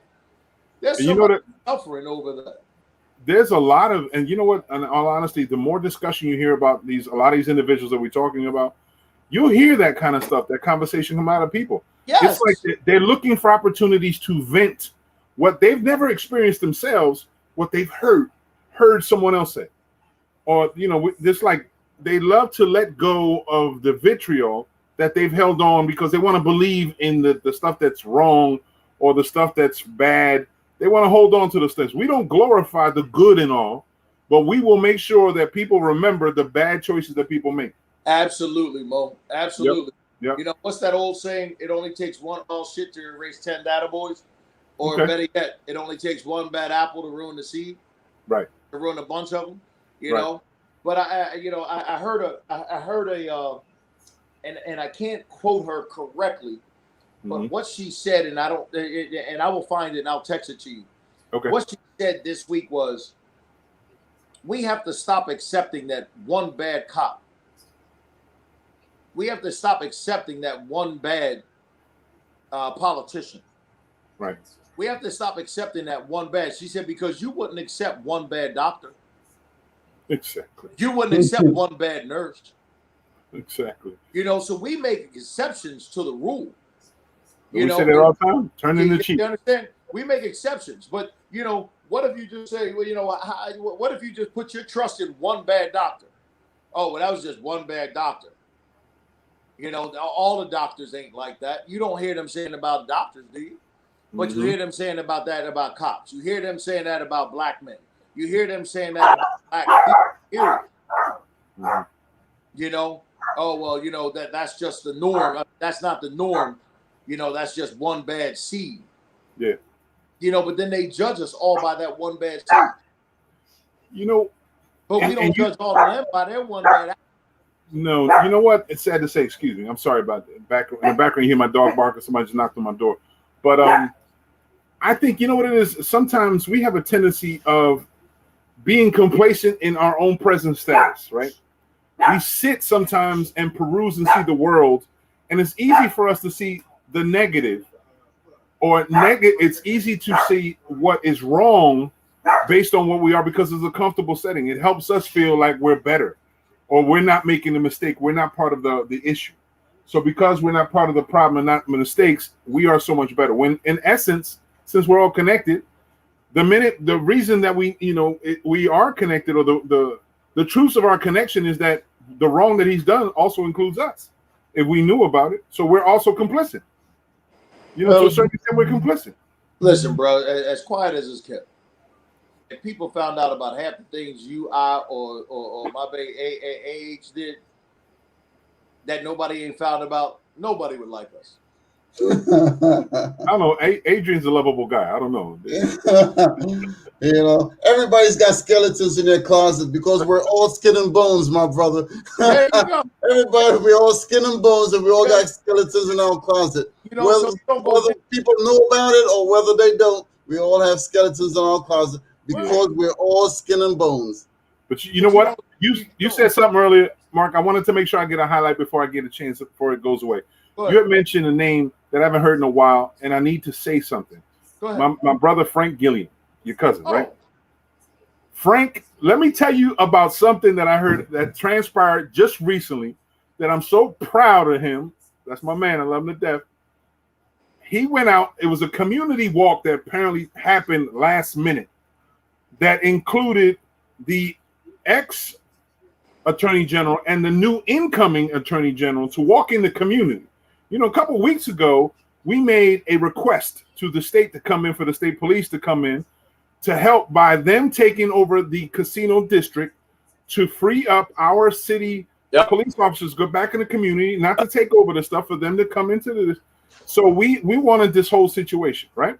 So apparently this walk took place, and it was led by some of the community leaders. They want to consider themselves community leaders, including elected officials, walking around, right, trying to show that everything is good, everything is coochie crunch. My brother Frank came out, was walking with them. They weren't ready to see Frank Gilliam walking along with them, getting love in the community more than some of the other individuals are getting more love because he's been there. You know what I'm saying? But I love the fact that he was in their face, basically saying to these guys, stop lying with your lying ass. You know, he was telling these people straight up bluntly, there's nothing to lose. He's already brought himself to the table. Whatever judge is going to be going, he's free of that stuff, and he's still walking proud. So I salute my brother for that stuff. I was so happy when I heard he did that shit and was like, yeah, tell him. Listen, tell him. I ain't got nothing but love. I ain't got nothing but love, you know, for Frank. Right. You know, everybody makes a mistake. Absolutely. Early, you know, I made a mistake in my career. Okay. You understand what I'm saying? And everybody counted me out. Right. And I could have brought down a whole lot of people, but I chose. Right. I chose to be able to go ahead and say, you know what? My shoulders are strong enough. My hands dig deep enough. And my voice is loud enough that if I just stand the test of this time, God will present to me another opportunity to be able to be heard. And just like Mary and Barry, Frank will have his opportunity, bro. Frank will have his opportunity again, for sure. Very true. Very true. Okay? Because I'm a living testimony to it. I'm a living testimony to it. Nobody would have ever thought that I'd be where I'm at today, not just financially, but even personally or politically in the city of Atlantic City and the state of New Jersey or Atlantic County. Given what happened to me in 1999, Mo. Okay? Yep. Am I talking real or not? Very real. Okay? But now, they can bring up whatever they want to bring up. Free. Just be careful what you bring up, because I still got a Pandora's box. There you go. With your name on it. There you go. There you go. Okay? I still got a Pandora's box with your name on it. Bruh, I've been saying so much. For years, I've been telling my wife, I said, so much has transpired and so many secrets are still continuing, manifested over and over again, that the minute one, and some of it is interlinked, not all of it, some of it is interlinked, because one exposed, Pandora's box open up and one gets exposed, it's going to be a snowball effect and ongoing. And then so many people who are pompous, love to rub it in your face, want to act like you're better than us. When they get exposed and people actually see how frail and how foul they have been, you start seeing like, wow, we've been lied to for so long. We've been lied to in such evidence. You know, we need to do better. We need to really think about things differently. Mo, I got, like I said, bro, I walked away quietly. But I got a box. Heard that. I got a box. You know, I heard that. As long as they don't challenge me, I won't challenge them. Okay. And I will let my secrets stay with me, and they can let their secrets stay with them. But if anybody ever wants to challenge me and open up a box, if anybody wants to do a smear campaign, bring it on. I don't think they're ready for that one. And that's No, Mark, right. and that's Mark's Rasmus's public service announcement, folks. Right. That's right. It's a public service announcement. That's right. Brought to you by Mark Anthony Rasmus, signed by and supported for. PSA for today. And this comes from the campaign to whip that ass if necessary. The man is holding Armageddon in a box. He has Armageddon in a box in the crib. Listen, The box opens both ways, bro. It's a flip box. Some of the old heads know what I'm talking about. Yeah, man. You know, they know what I'm talking about, and you know, Yep. everything in life, man, is not fair, but it should be equal. Right. Let me say that everything in life ain't fair, but it should be equal. Balance is essential. Equal, Right. and it should be equal on how we treat one another. Right. Okay. Now, whether you get a fair shake at life or I get a fair shake at life, at least we have an equal opportunity to shake. True. But when you start shaking my shake, it's time for me to bake your shake. But you see the thing about it, Mark, because one thing you're missing out on this is that some of the people stack the deck. In life, a lot of people tend to stack the deck in their favor one way or another. The scale is never balanced either any way you look at it, because somebody is going to be dealing from the bottom of the deck sooner or later. You know what I'm saying? We got some card sharks. So being even is a state of mind, and it's a good concept, and it's honorable. But at the end of the day, somebody's going to be dealing from the bottom of the deck. We got some card sharks in office these days that think because they have the memory key to the, you know, the what's the name of the company with the shuffle machine? Shuffle master, right? Got the master key for Shuffle Master, that they're gonna make things work, not knowing that you keep messing with it, it won't work at all. It becomes a glitch. Exactly. I went to the movies, Mo. I went to the movies last week. Uh-huh. For the last month, I went to the movies twice. Right, first time since I saw The Passion of Christ. Okay. That's how long ago it was. All right. Okay. So In Venice? I saw last month. Yeah, that's a long time, bro. Don't laugh. Me too. Yep. Relatively. Bro, don't laugh at me. Me too. Don't laugh at me, okay? But Right. my wife is a movie, but my wife, she's a movie geek. You know, Okay. she loves that stuff. So we saw this movie. It was called Tournament of Champions, and it was about rooms of champions, and where human beings are brought into live challenges where you lose your life in these Pandora boxes, so to speak, Adrian. Okay, and like escape room. Okay. Yes, escape room. Yeah. So it's you got to go see it. I saw the first one. My wife really wants to go see it. I was like, come on, let's go. I'm with it. Take it, bro. Trust me, but see it at the Tilton. Okay. Oh, yes. Love that theater. Yep. So we went. I saw it. I had a great time. But what I took away from it was this. All the rooms and all the dreams and all the visions all boiled down to one thing. Mm-hmm. As long as you keep living it, it's going to control you. So these politicians that are living this lie, that lie is going to control you. Absolutely. Okay? Absolutely. And that skeleton that they keep hiding in their flesh and bones, okay, it's going to come up to scare them. Yep. And then they're going to get humble and ask for forgiveness and the whole 9 yards. And that's where we as men, right, as leaders, women as well, as leaders, that's where we become unified and we say, you know what? We forgive you, but we ain't going to forget. Absolutely. Now go pay your penance and come back as a better person. Mm-hmm. Again, I go back to Frank Gilliam. I go back to Marion Barry. Mm-hmm. You understand? And more importantly, Marion Barry than any other political figure in the history of Black America. He showed it. Okay, in the history of Black America. Mm-hmm. Okay, if Marion Barry could do it, bro, as a crackhead. And re-elected. That's right. Come on, bro. That's right. And you want to bring up my past? Nigga, please. Nigga, please. Man, you know, one thing I've learned in my years that your past is basically the framework towards a better future, or your future, depending on what it is. It's not meant to hold you back. It's a reflection of how far you've gone, what you were willing to do. It's a good resume to look at what you're made of, but it's not necessarily a definitive thing to tell you what you're comprised of totally, because that's what the future is there for, to help elaborate more on what you are and what you're still developing to be. So it's just, we have a tendency sometimes of looking back in the past, because as human beings, you know, if we made a trespass in our own past, people want to always think that they have something over you, you know, and that's that power thing. They think they have power over you.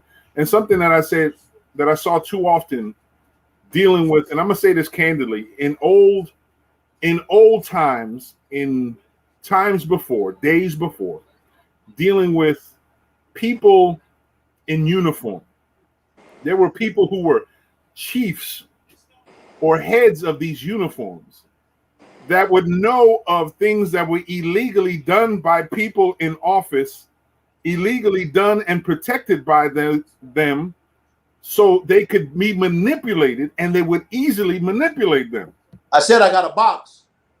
Exactly. And the box is Pandora. We heard that. Pandora. Exactly. So, hey, listen, I grew up in the police department that we were respected and feared.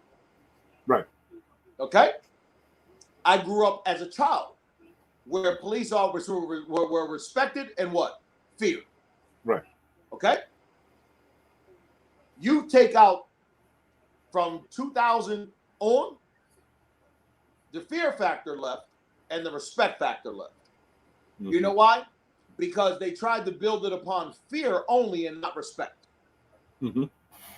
What they forgot was the relationship. And the relationship gives you reverence. And the word reverence also means fear. See, most people say fear and they think about intimidation.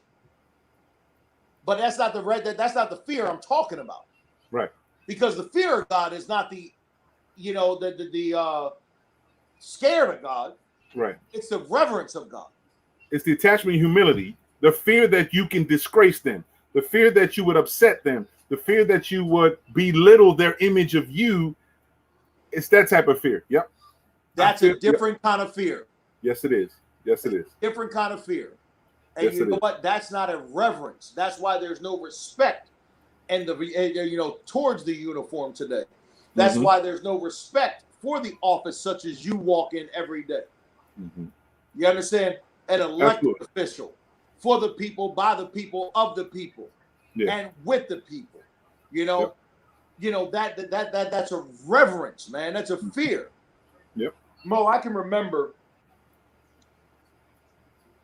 in 2015. Okay. The first time you and I got reintroduced together. And the reason why I say reintroduced was because, again, after 1999, I left town. Right. I went to school. I went and reinvented myself. I went and got master's degrees and all that kind of stuff. Right. I was away similar time. Right. Mm-hmm. Okay. And then I met you again with Anthony Brown at Maryland Avenue and Adriatic. You remember that? On site. Yes, sir. You were building the homes. Right. You were driving. Right. And we just got reintroduced to each other briefly. You weren't in office. You were just out there hustling and working and surviving and taking care of your family. Still doing what you're doing. Surviving, taking care of your family, and out there hustling for the people. Same thing. Same thing. You ain't changed. You ain't changed. Your body of work hasn't changed. Okay, the only difference is you got elected to office. You still the same Mo Delgado that I got reintroduced back then. But you also the same Mo Delgado that I remember from 2002. Right. Many years ago. Right. You understand what I'm saying? So there's a young man that said, he said, every hustler out there, don't stop your hustle. Just change what you're selling. Hustle's good. Change the hustle to be a better hustle. Right.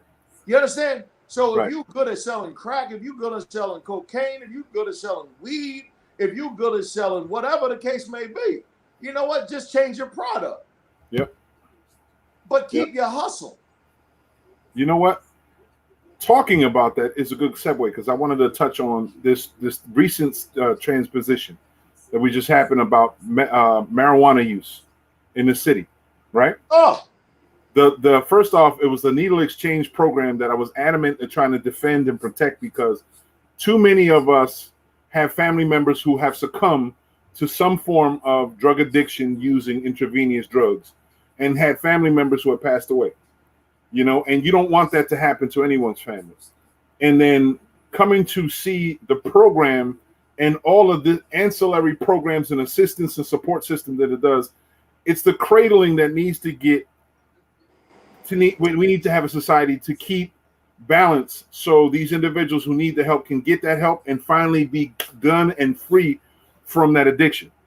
So in addition to this, also the marijuana sales component, it made so much sense to me that if this is being legalized, and at one point in time when it was illegal, we were people of color subjected to the harshest criminal arm of justice. we still got people in jail right now, bro, for weed For charges. selling weed. Yep. For weed. But now in this process where they're legalizing it and industrializing it, making such a large opportunity for people to make money, now it's still, we don't get the opportunity to play a bigger role in the same process that y'all prosecuted or persecuted us before. It's called So the Emmett rule. It's sad. No, it's So I called- was adamant. It made sense to me to support it because if it's going to happen anyway, then I want to make sure that Atlantic City gets breaking off some residue or some revenue to make sure that we can fund some of the other things that we need. All right, so If- you said support. You said support. It made sense for you to support the needle exchange. To support the needle exchange program was one. Okay, But so to can we support- stop right there? Go ahead. Go ahead. Okay. So in support of the needle exchange, I'm in all support of the needle exchange. I'm not in support of it being housed simply in Atlantic City. I agree with you. Exactly. Okay, Exactly. so you know, so that I'm extremely clear. Okay, Exactly. you know, and as an elected official, Mhm. you know, for Atlantic County and District 1, for Pleasantville, Atlantic City, and West Atlantic City, Right. you know, I'm going to talk to my other constituents who are in support of keeping it in Atlantic City to understand that if you supported that adamantly, let's go ahead and break this up into fours. Okay? Let's break it up into fours. Let's take a little bit in Atlantic City. You already got a little bit in Pleasantville. Right. Let's put a little bit in Egg Harbor Township. Let's put a little bit in Mays Landing.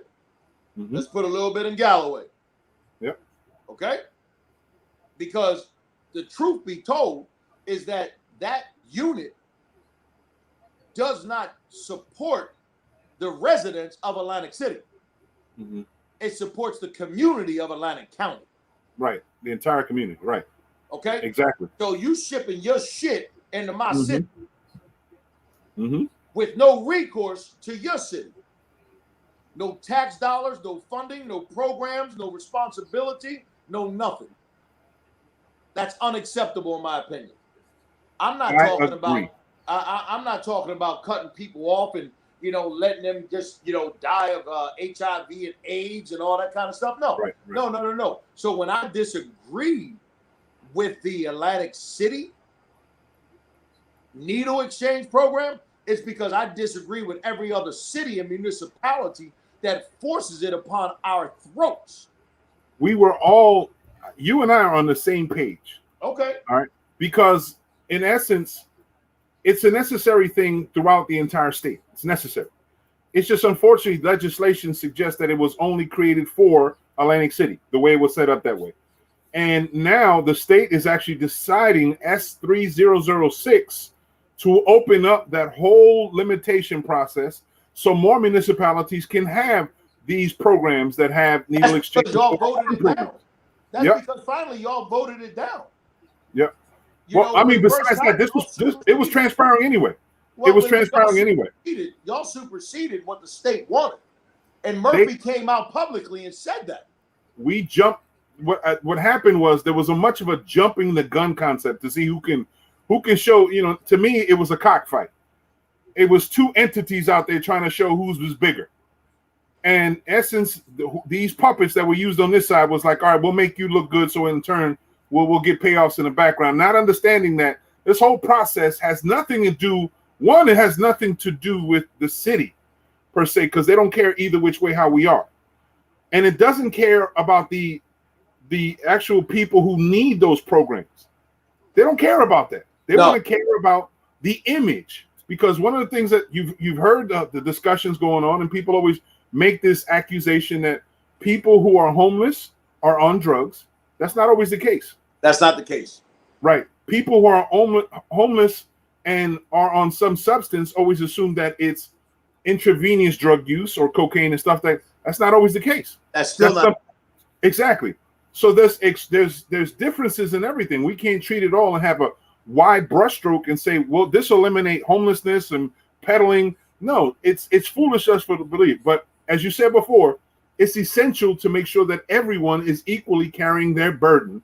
So it won't just fall solely on Atlantic City. Let me say it to you like this, and I agree with you 100%. The same way they did a food distribution in Atlantic City, and your ID was required, right? I'm sure that there is, and I'm saying this sarcastically because I already know the answer. Right. There's an ID shown when you go to the needle exchange program, right? All you got to do is do the demographics, of where these people are coming into Atlantic City from, to understand that Atlantic City is not the drug haven that is being promulgated amongst our people. Okay, but yet as soon as you get a needle, I'm telling you, for somebody who got hot, first time you buy a package is you want to hit that package. You ain't waiting until you get back to Galloway, bro. Not at all. Okay? So now you got the stupid, slow, dumb, and stuck on drugs, retarded people, where? Stuck on the city streets of Atlantic City for 72 hours. That's creating the image, and they not even from our city. So now when they sober up, what do? Now they can go ahead and catch the bus or call for their ride and go back home to Galloway. Because they got 6, 7, 8, 9, 10 needles. They got 2, 3 bags. They already came down off their first high. Now they can go home and get cleaned up and enjoy this for the next 30 days. It's a whole system. That's the sad part, bro. Yeah. But you know what? The honest truth is people are not necessarily connecting gaming, the dark side of gaming, to these things. Oh, please. You know, with all the money, people peddling. Want to get high. People immediately, you know, some people, and I said this before, and I think some people took a little offense or just didn't want to look at it this way. When you have some jet setters, these young, wealthy, super jet setters that come on, that make billions on the stock market or whatever, they get high on a regular basis. They want to come down and have a good time. Getting high is part of their mantra, is who they do and what they do, and they know this. And the casino industry sometimes supports that, or individuals in there are allowed to support it. Don't say sometimes. Okay, don't say sometimes. I'm only giving them a benefit of the doubt because I would like to believe that some people aren't like that. You can get anything you want. Yep, through them. You can get anything you want through any casino host that does not operate on a level of integrity. Exactly, integrity. And coming from the industry, I can prove that. Okay, that's right. You can agree. So whether you want a woman, a man, a boy, or a girl, right? Whether you want some coke or some marijuana or some weed, you know, whatever the case may be, bro. Right. Whatever you want to go ahead and get your fix to keep you gaming, to keep you stuck on stupid, slow, dumb, and retarded, and high. Okay, that's what they gonna do. and that's been the message, that you have to accept the dark side of gaming if you're going to keep pushing gaming. And you have to be equally responsible to the outcomes or the outbursts of that happen from the dark side of gaming. You can't just keep promoting the third world, the first world hopes and dreams of gaming and the potential of it doing without understanding there's a risk that happens that's darker. Yeah, there's great entertainment. Yes, there's good food. Yes, hotel stays are really cool. But there's other components to it that also place a bigger risk. And that risk is what's seeing and amounting to larger amounts of people on the streets of Atlantic City. You know, back in the day, you know, Brother Hug, you can probably vouch for this. You know, when a high roller came into town, you really had a high roller. Wales. Okay. Now today, you call a high roller somebody that walked in town with 50 G's. Right. That ain't no high roller. No, but I mean, but you know, that's the disparity. Right. Okay. Because see, back in the day, 50 G's didn't mean nothing. Not at all. Not in our industry. Not at all. Not in the city of Atlantic City. Right. Hell no. Okay? You had to, I mean, you was a high roller, you was being flown in, not driven in. Exactly. Yeah. You understand? Right now, 50 grand makes you a high roller, bro. You know, I'll give you a perfect example, Mark, because I remember when I worked at the Plaza, there was a young lady, Asian. You know, one day she pulled me aside and she's like, Adrian, her family owned a substantial amount of real estate with Century 21. And she gambled away the entire family business entirely, over $5 million. That's a high roller. $5 million. That's a high roller. 5 million. That's a grip. Roller. That's what I'm saying. And she played it every single step of the way. Yeah. You know, she would be in the high limit pit. They would always cater to her every whim. Do you remember? And that's the difference. I mean, right now, we've all taken trips. We've all gone away. I mean, first of all, I don't gamble in Atlantic City. Okay? Not one. I mean, I may play the penny slots when I go with my wife. You understand? You know, I said the penny slots, Joe. Right. You know, high roller. High roller section. Right. Do that. You know, you get a couple free drinks still. You know, Atlantic City is still one of the only places that give free drinks and slots. Yeah. You know, you can go to Philly, you can't get a free drink in slots. That's one of the attractions of why we have so many people wandering. Right. Well, that's where I'm going with this. You understand? Yep. So we keep feeding, Mo, what you were talking about, the addiction. Okay? And still getting people to think more highly of themselves than what they ought to. Yep. Okay? That's the addiction. Because now we're calling the $20,000, the $30,000, the $40,000, the $50,000 person a what? High roller. You understand? And when you ain't nothing more than a common nigga with a bunch of ones. Okay? $50,000, bro, don't change a person's life unless you dirt poor. Unless you on the streets, vagabond with no place and nothing. $50,000 does not change a person's life. But you know what? Using that same discussion, I was telling my son, I said, these drug dealers these days want to act like they're ballers in the whole nine.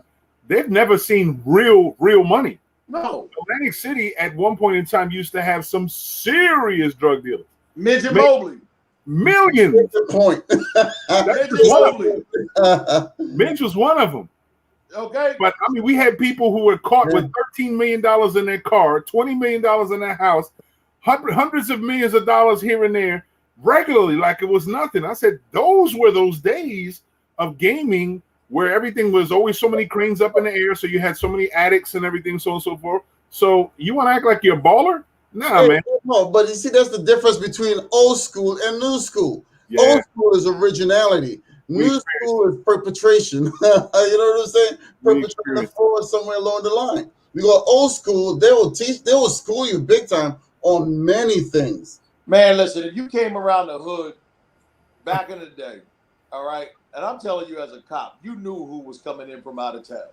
Hell yeah. Okay, as a cop, And I grew up, like I said, I'm from the city. I grew up in the city, all the projects. Mm-hmm. You know, and as a cop, you could tell who was out of place. Yep. Okay, today, you can't tell who's out of place. Because they're not from here. Because they all broke and fit in. And they're all from somewhere else, right? Yeah. Yeah. You understand? They all broke and they fit in. You can't tell, you know, who's from Atlantic City. That's why when you read the press, you know, and you see who's shooting who and all that kind of stuff, that's why you always see names from where? Bridgeton, Millville, you know, you know, that Cumberland County, Yeah. you know, Passaic, you know, that kind of stuff. You don't see Atlantic City, Atlantic City, Atlantic City, Atlantic City. No. Very seldom. Very seldom. Right. No, you don't.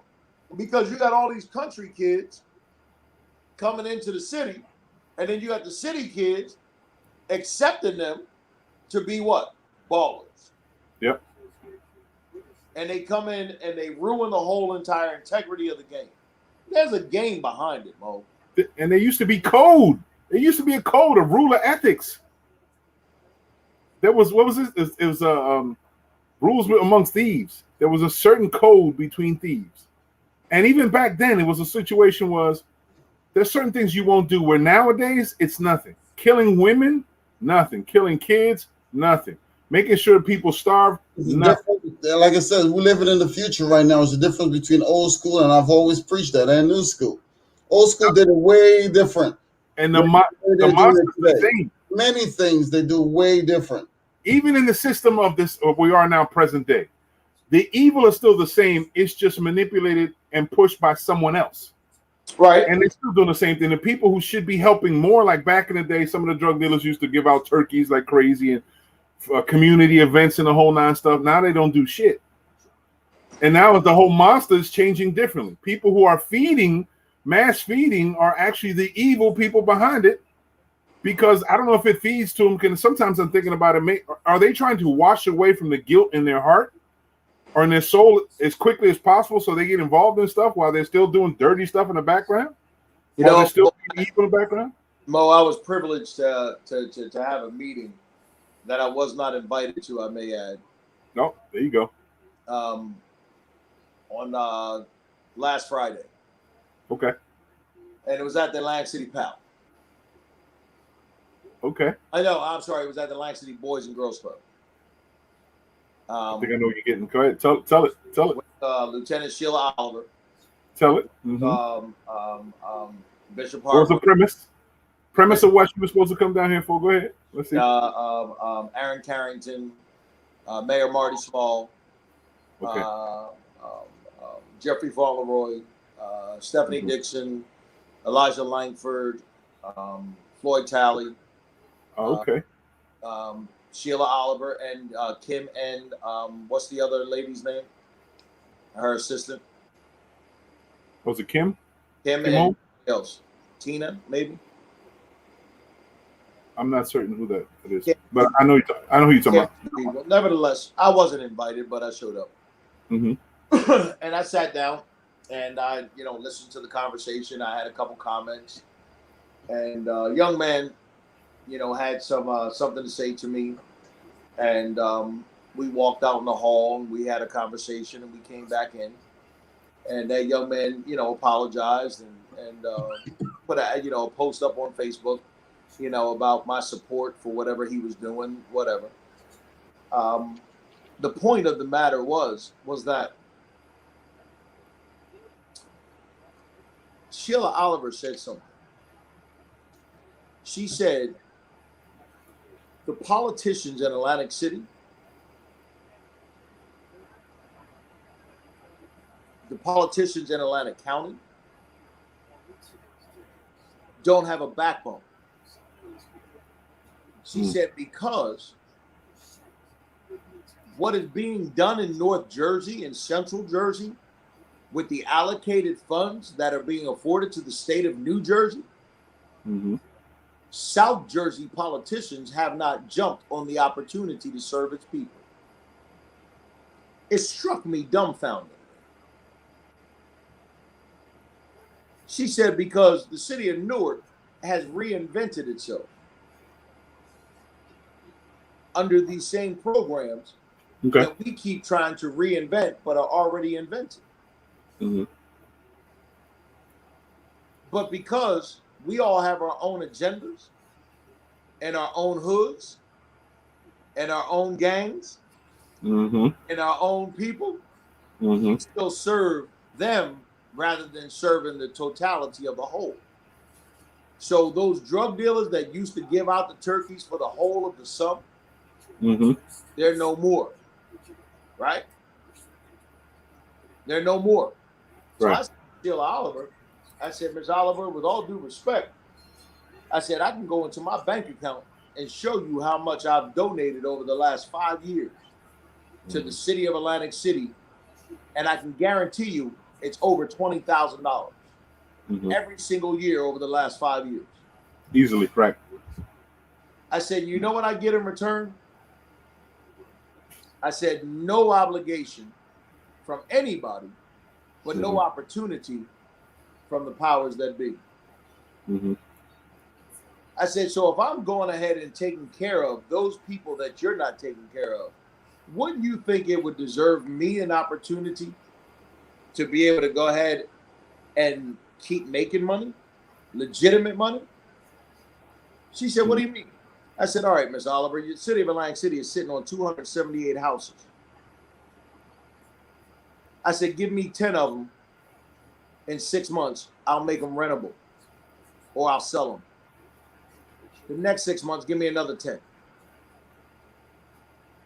I said, over the course of 5 years, if you give me 100, I'll make sure that they're all rentable and or sold to low-income people, low-income housing. Okay? But the ultimate goal is to have them sold, not rented. Right, for rateables, right. So she said, what do you mean? I said, it's called a chodo. There we go. She said, oh. She said, so you know what you're talking about. Big debate that we had. Yep. I said, yeah. I said, but you know what? The city of Atlantic City won't approve my chodo because of the powers that be. So therefore, you have a black man such as myself, not a drug dealer, but somebody that can afford turkeys. Somebody that's fed over 300,000 people with you, with LaToya, with Jeff, right, with Ashley and my wife, with my daughter and her union. But yet we don't ask for IDs or nothing like that. But yet we don't get any opportunity zones. There's no way in the world, Mo, off of $24,000 a year, you can turn around and expect to upgrade your family. Right. Under circumstances, right. No, there's no way. There's no way. So why aren't you, as a businessman, and you are a businessman, why aren't you afforded an opportunity for a 501c3 to turn around and create an opportunity to help foster your family and others as a leader and a pillar of your community? Why aren't you afforded that? People get in the way, don't they? Come on, man. Community Housing Development Organization, for those who might not know what a CHODO is. Oh, I'm sorry. I'm sorry. Right. I wanted to make sure I had it right. It's a Community Housing Development Organization. Yeah, it's a CHODO. Right. All right. And a CHODO, what a CHODO does, a CHODO allows you as an individual or organization, more importantly, because you have a board. A CHODO allows you to take city-owned property or state-owned property for $1, revitalize it, reinstitute it into the community, and either rent it or sell it. Okay? If you rent it, the rental income becomes yours. If you sell it, the selling income becomes yours. Where the city benefits from is that those 278 properties that y'all are currently holding, that you're not receiving taxes on, that is 6 months. In 6 months, if you gave me 10 buildings, I would have 10 properties up and running in 6 months, and you would have at a minimum at a minimum, $40,000 a year in income. Because at a minimum, every one of those property is worth at least, on an average, $4,000 in taxes a year. So that's $40,000. That's $40,000 that's not going. Now, if you do that, just that math, you're talking about $1.6 million a year for those properties at 278. But you know how long y'all got? You know how long y'all been sitting on those properties? Decades. Okay. To the point where now they're non-rehabilitable. They're non-rehabilitable. Right. So now you got to tear them down. And now when you tear them down, instead of me rehabbing the building for $60,000 or $70,000, now I got to put in $220,000 on a piece of property that's only worth $140,000. You understand what I'm saying? Mo, I've done it. Mo, it's crazy. I'm doing it. To touch on what you were just saying right now, I wanted to make sure, because on the on the actual application for the CHOTA, you have certain things that they share and they hit. For those of you may not aware, there's an income limit. Yeah. And on this income limit, if I'm gonna try to make it as big as possible so you can see the actual number according to the rich. This is for the poor. Exactly. So in Atlantic City, one person, your income limit is $46,450. And you can own your own home. Yep, $46,450 through a CHOTA. Yep. Okay. And Mo, that's my point. You can own your own home. Yep. You understand what I'm saying? 4 people in the same household. If we're talking about giving Atlantic City residents an opportunity to go ahead and afford affordable housing. Affordable housing is not rental income or rental payments. It's being able to own your own home. I'm talking about a row home. I'm talking about a single family home, a standard home. Yep. Bro, I didn't just create this. This is in the mix. Exactly. And I'm doing this in every other place except where? Atlantic City. And you know what's sad about this also, in addition to, is that, you know, one of the biggest, I say, trappings or tempestuous situations always have to do with developers and building homes. Because Atlantic City, unfortunately, we've had a cycle of a recycling of people, because the majority of people that live here have been people who supply the workforce to the casino industry. But we've seen a decline on income and more people who have been unemployed or underemployed. So the sources aren't as accessible to them. So what we'd have to do is change things around. So people like Mark and a few others have tried to work miracles with what is there and make it livable, making resources happen where there is none, partnerships with different organizations here and there, so you can have housing, habitable housing that looks good, feels good, everyone feels good about it, under the premise of working through the standards that the government has given. But again, as I always said, one of the biggest problems in this whole system sometimes is the fact that it's not a robot doing it, it's a human being. And when human beings sometimes get involved, there's other personal agendas get involved. There's protocols that are set by people who have no real understanding of need other than what they want. And we get in the way. But you're also looking at something also, Mo, because you spoke about like the income, and you know, as far as the income qualification. And the next thing is getting a mortgage. Yep. That's the thing. That's a huge obstacle, you know, in the brown and black community right there. Because, you have a lot of people within the mortgage industry, better known as predatory lending. Yep. We're all familiar with those terms right there, predatory lending. Yep. When some of these people that actually, you know, say that they're going to help you or whatever the case may be as far as getting a mortgage or whatever. But on the other side, on the dark side, they have their own interests at heart. Case in point, what it would actually, some of these guys will actually do, and I wrote in my book also, how they would actually keep running your credit over and over, reducing your score, so you could actually get a higher, you an interest rate Right. to put you into an adjustable rate mortgage rather than a fixed rate FHA type mortgage. But brother, You know, there's a program right now in the city of Atlantic City, okay, run through Triad. Mark Starling.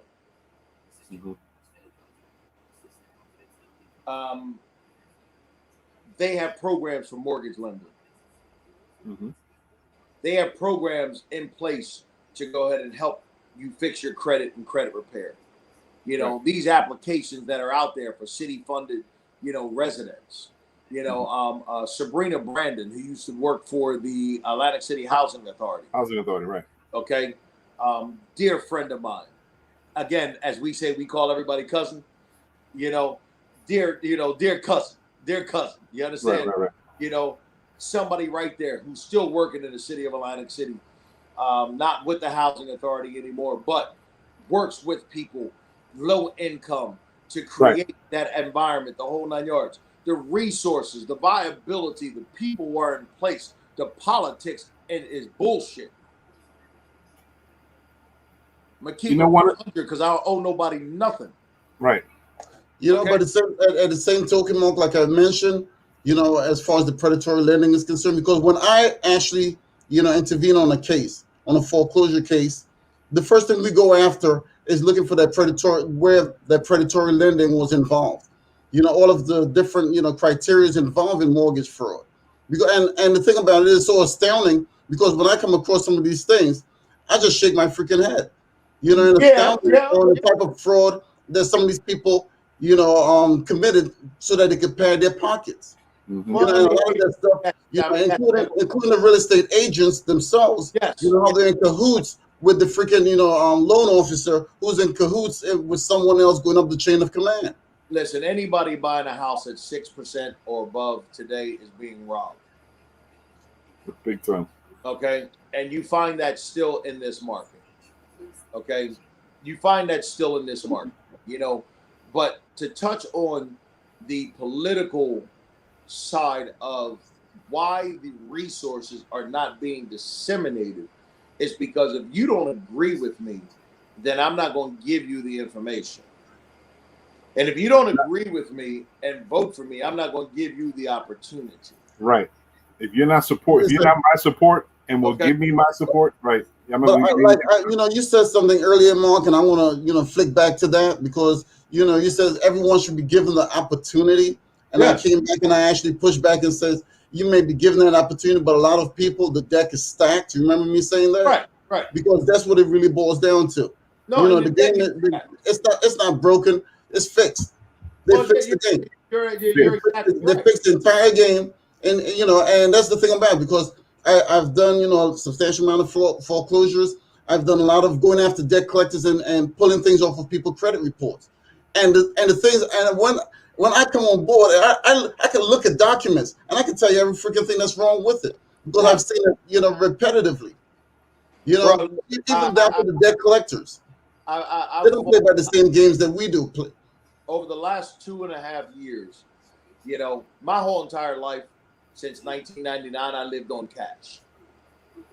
I didn't care about credit.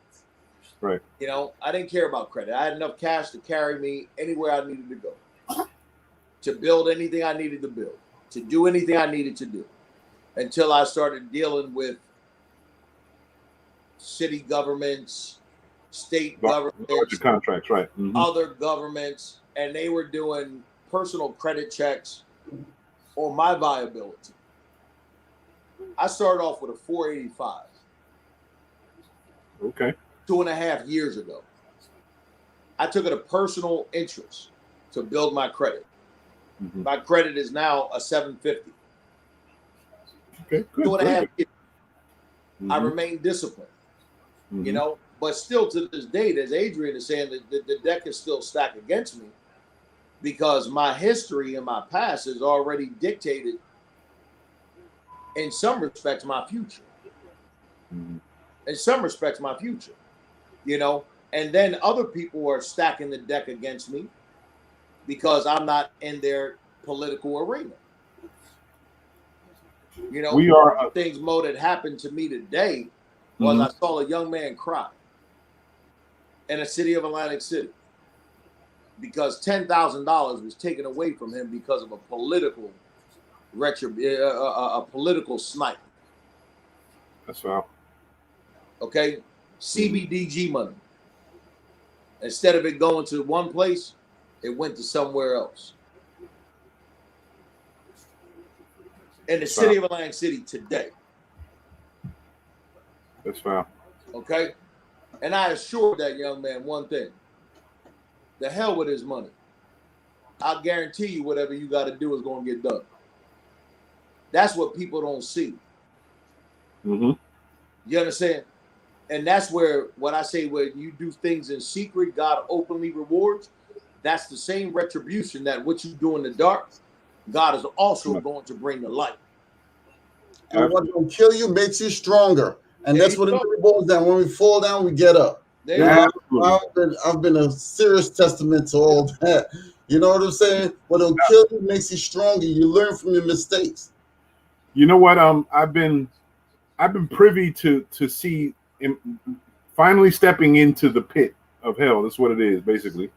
From the outside, ascending as a social worker, trying to assist people, I had to find a way to get in to see what I can do to break down barriers and open up doors. Was able to be successful, at least to become aware of how things were working. More and more you get into it, the more you involve, the more you see how we are always in the way of our own selves. Our greed as a people, our want for power is always in the way. And it's easily manipulated because there's always somebody willing to say, well, listen, if you do this, I'm going to pay you that much.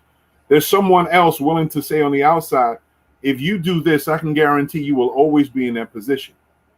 And we are so foolish to believe that doing those personal agendas is the right thing to do for yourself and everyone else, when in essence, it's been proven every time over. What may not be easily visible now may take a while, but when it comes out, it's going to come out and it's going to destroy the world you thought you had.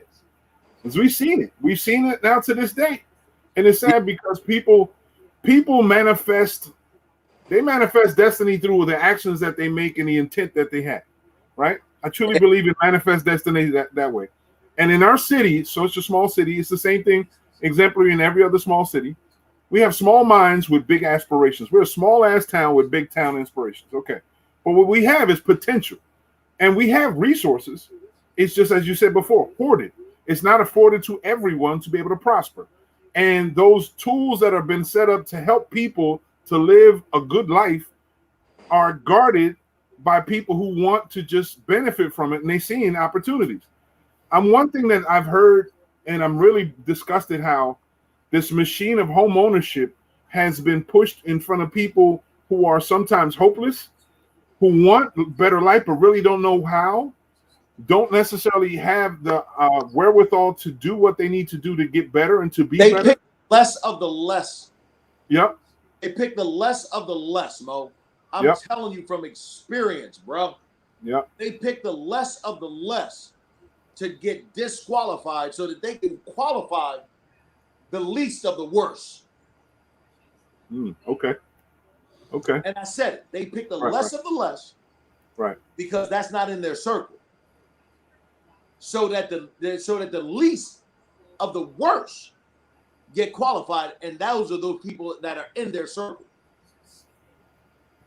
You know, when you bounce back to 2008, when the market crashed, right? The majority of the wealth in the black community were housing. The majority of the people that ended up being homeless, you know, on foreclosures, were black and minority people. They lost so much wealth during that period of time that even when this pandemic came around, it was just whatever was left over, it just took control.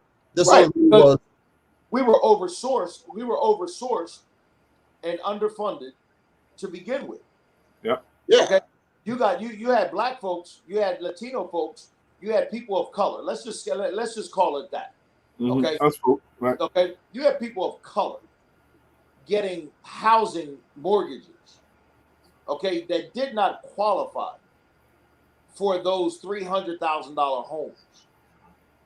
Okay. But also, Mark, I'm going to push back because based on what I've seen, you know, during that period of time, a lot of the stuff, you know, a lot of the mortgages were all packaged, bundled, and sold to Wall Street as derivatives.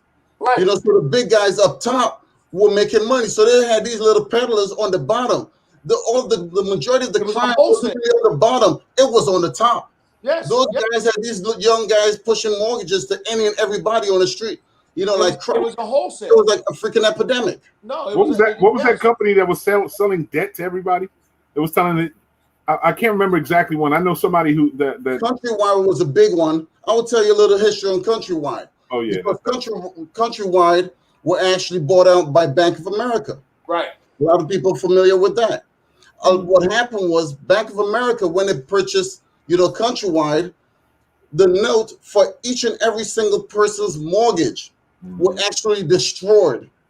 And they had, and now you know that the note that ties the mortgage, to their property. But the people and the employees from Countrywide actually destroyed all of these promissory notes. And they had no idea. So when it was time to foreclose, they had to go try to create new documents of promissory notes when they've destroyed the original, giving a lot of people freedom to their homes. And that was the biggest thing that a lot of people never knew about. Countrywide destroyed all, Mazzola, he destroyed, him and his people destroyed all of those promissory notes. So if you have a mortgage and there is no note, the mortgage is only the debt, but what ties you to the property is the note. You get rid of the note, you own the damn property. There you go. And that's exactly what was happening, and still to this day, with what we call securitization. I'm totally familiar with the entire process because this is my forte. Right. Hey, bro, you know what's funny that you bring that you said that? It brings me to the REM program in the city of Atlantic City. The state REM program, terrible. Okay.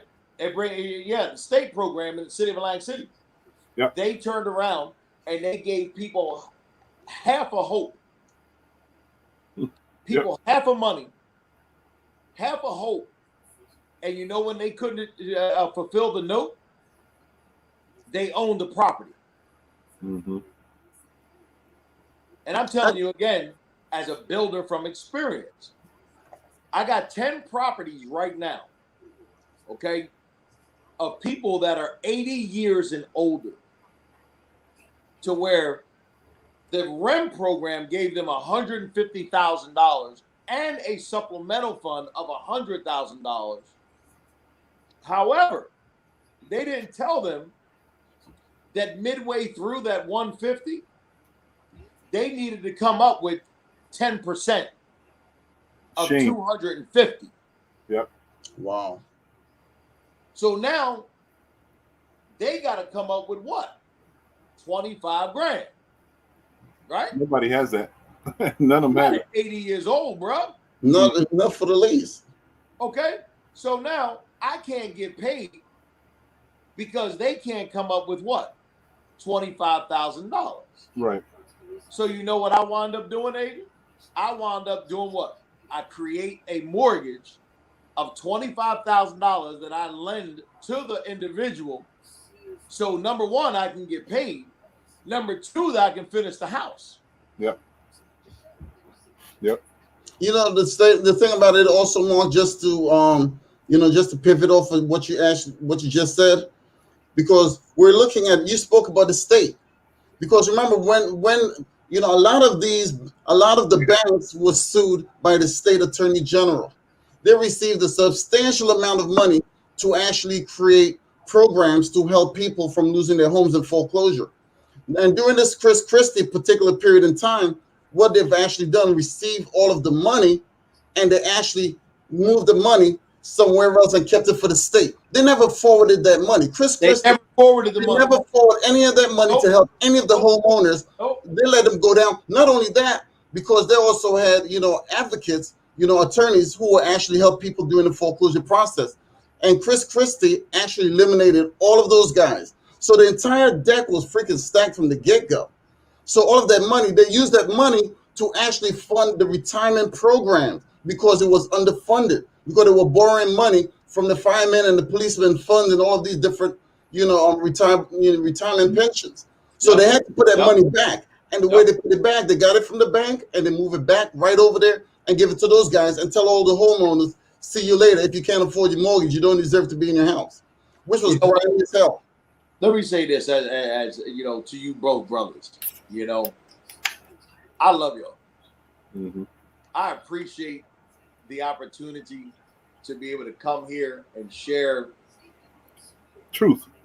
my frustrations, Right. Yeah. you know, my experiences, and to receive a wealth of knowledge that just reinvigorates me over and over again. Mm-hmm. To be able to sit down. I don't often have, I pastor a church, Adrian. I don't know if you knew that or not, you know, full time for the last 27 years. I've done my research. You know, I do research on everyone, Mark. That's so, my forte. Ask Mo. That's all they do. In order for me to come on a Friday night, I normally have to ask my wife's permission, and then I got to make it up to her, you know, the whole 9 yards. You know what I'm saying? Right. But, you know, my point is, I love both of you, and I appreciate the wealth of knowledge, the information. I appreciate the steadfastness, the commitment, the unmovable intellect that is unshakable in the face of political adversity and bullshit. Bam, bullshit. Yeah. I believe in my heart. I believe in my heart that in the next, and I do things in numerical value. Okay. I do things in 3, 5, 7s, and 10s. Okay. And I firmly believe in the next 10 years that there is a huge plethora of favor that is placed upon us that are true to our being, true to Mother Earth, true to the universe, true to whatever God you call God, right. True to the people of God. Let me say that. If you stay faithful to what it is that we have before us, gentlemen, in the next 3, 5, 7, 10, we'll be able to create our own fund to be able to help not just Black people, but people in general. Humans, right. Mm-hmm. You know, I have a passion in particularly for people of color, obviously. However, if we just keep God first and family second, I believe that everything else that we do will line up into that 3, 5, 7, 10. And when I talk about a plethora, I'm talking about where people will come asking us to spend their money in order to be able to do what it is that we are passionate about, because we can be trusted. Right. That's essential. The truth. That's the truth. Essential. That's what's in my heart. And Mo, that's what has fed me for the last 20 years. And anybody that knows me knows that the city of Atlantic City tried to destroy me. Destroy me. And here I am to take my city back. You know something? Adrian, what's that song? What's that song from the 70s? Which one are you kicking now? what God has put, let no man put asunder. Yeah, boy. No man at all. Mark, you know, you said something that's, you know, that's very important. You know, what you just said, because this week, you know, more haven't shared it as of yet, because I've created, you know, an internet radio station for the new norm. And I went back and looked at the analytics behind, and there was a number of people from Egg Harbor Township. We had a couple of people from Absecon, you know, tuning into the radio station. But we also had a few individuals from Ireland overseas, because not only that this radio station is for the United States, but also for Europe. So when this broadcast actually hits the airwaves, it will actually go not only in North America here, but also in Europe. So people will be hearing the new norm also overseas. Mm-hmm. That's a platform, and what people don't realize is that no matter how bad we think we have it, there are other places that have it much worse. Yes, they do. Okay. Indeed. And there are other people who have it much better in those other places that don't believe in their people, but they believe in us. So I believe in ungifted money. I believe in ungifted opportunity, because those ungifts means that you don't owe nobody nothing. That's right. So when somebody ungifts you, that means they give it from their heart. Because most people give you a gift on Christmas and they expect what? I know. I can't hear you. Okay, you give somebody a gift on Christmas, mm-hmm. and well, they give you a gift. What are they expecting in return? Mm-hmm. Right? Reciprocating gift. Yep, something reciprocating, right? You understand? And Mo Delgado and I have never been that faction. We've never been that faction. There it is, right there. I give anything that I've ever given. I've never asked for anybody for anything in return. There we go. I haven't asked for a plaque. I haven't asked for you to, celebrate me or give me an award. Marty Small gave me an award for, city council when he was city council president for some bullshit. I'm like, right. what the fuck you giving me this for? All right, I'll take it, but right. Hey, Mark, here goes the scripture for you. A gift from the wicked is nothing but a bribe. Remember that. Bro, a gift from the wicked is nothing but a bribe. Bam. Yeah, bro, listen. There's nothing in this world that a man could give me that I would hold in honor. Mm-hmm. Let me say that to you again, my friend. Mm-hmm. There is nothing in this world that a man could give me that I would hold in honor. Mm-hmm. Nothing. Except his life. There we go. I'm a military man.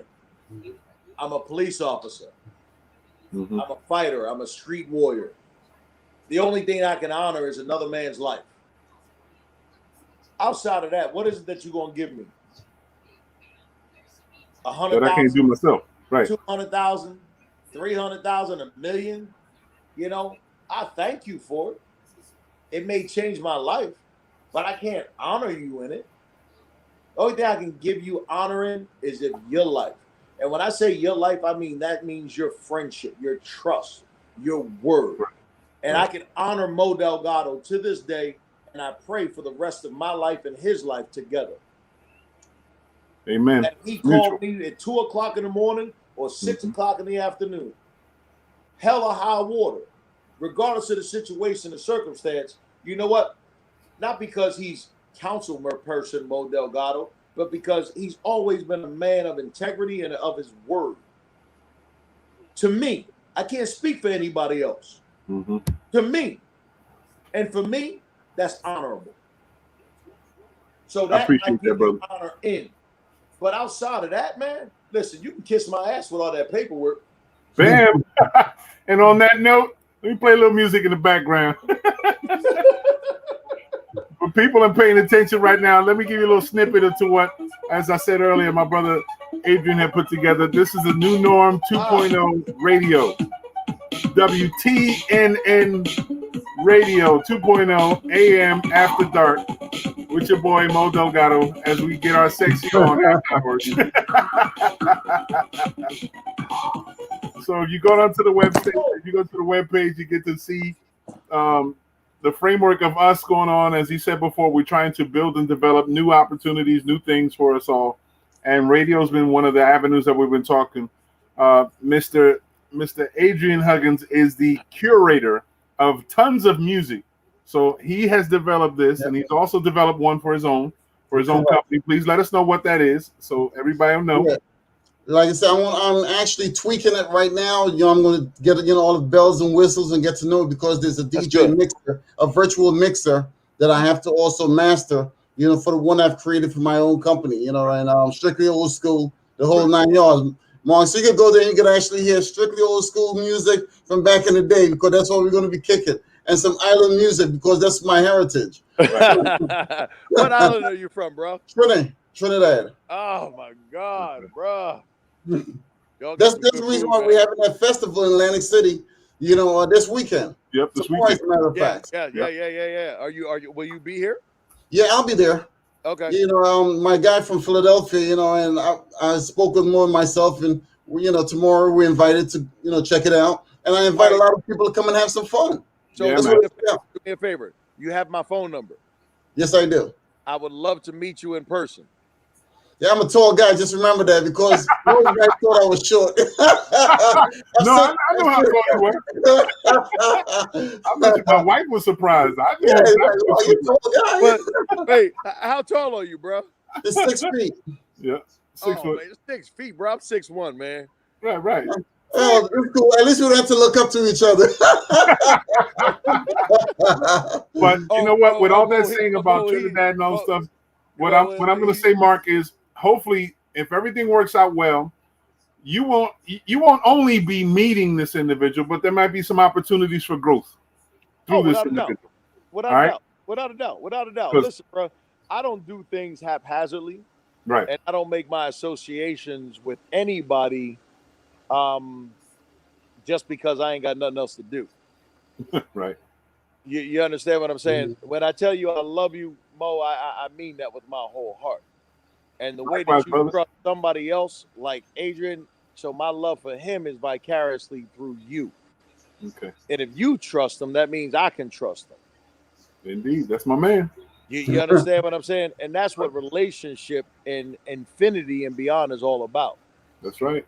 It's about the source of the trust. And Mo, you and I got something that most people will never have in life. That's God's honest truth. This is that, all good things will come to pass, and that's what happens, because Mo, I spoke about this from day one. I said, Mo, just keep it up. I want to help you build this whole thing up and he believed, and I'm like, I want to keep producing because I know he believes in it. You will never be disappointed. So now, like I said, now we have the new norm 2.0 after dark. So people could actually go to the website and they could actually hear music. And then eventually I'm going to load everything on there where you'll be able to hear the show, all different times, 24/7, 365 around the clock. Yep. What we're going to have is excerpts of people saying specific things like encouragement, words of affirmation, words of encouragement, things that you can listen onto the radio. And if you listen to it, be like, oh, this message is for you. When all doors are closed, look into the window because that's wide open for the sun to come in and for you to give you a raise. Yeah. Whatever kind of words of encouragement, that'll be there. If it's just information to share with the general public, it'll be there. Outside of the music, it'll be information. It'll be a vehicle to inform people, to advise people what's going on, and to be that conduit that we've always been. We've always been that conduit of good vibes, good information, consistent dialogue, and lots of truthful love, honest, genuine love for one another as human beings. And it's just a blessing. Like I said, I'm blessed to have you brothers with me. I've been blessed to have Adrian as the wind underneath my wings for so long.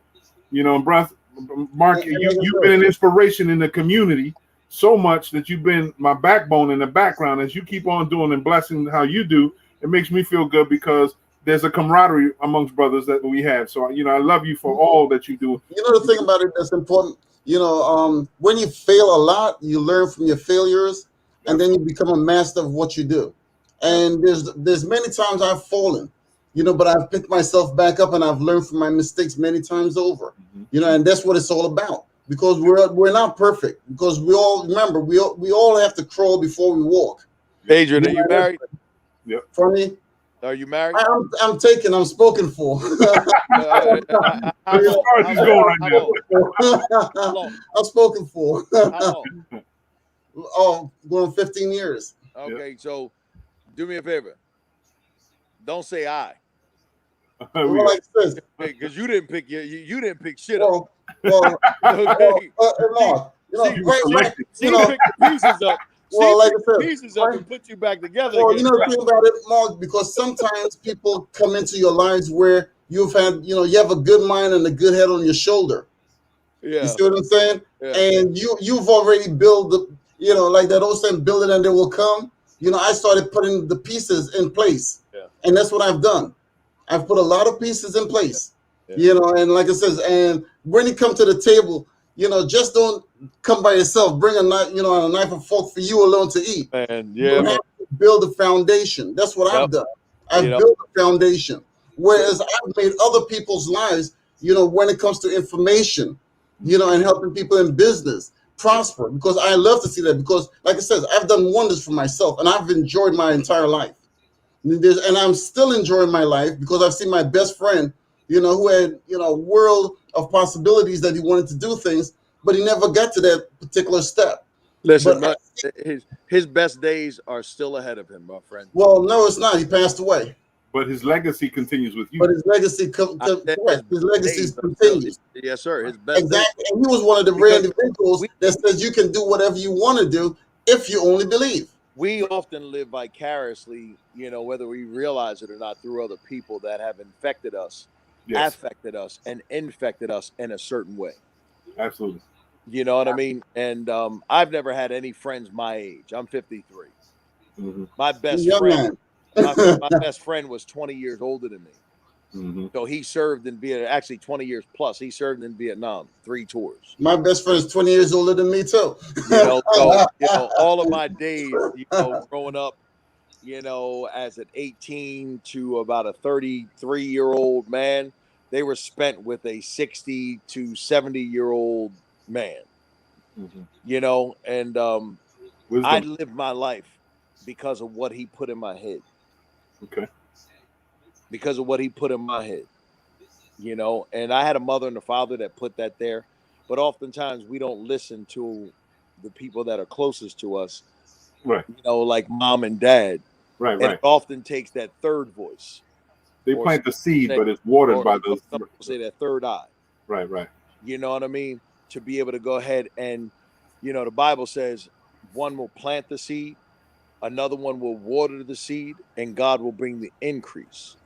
So I believe that my mother and my father planted the seeds, but this other individual turned around and he watered the seeds, and then God brought the increase to bring us to where we are today. So Adrian, we are still living our lives, the best lives that God has for us. And the more that we continue to infect, and affect those brothers and sisters around us, to live the lives that you and I and Mo are happy with, everybody deserves that peace. Absolutely.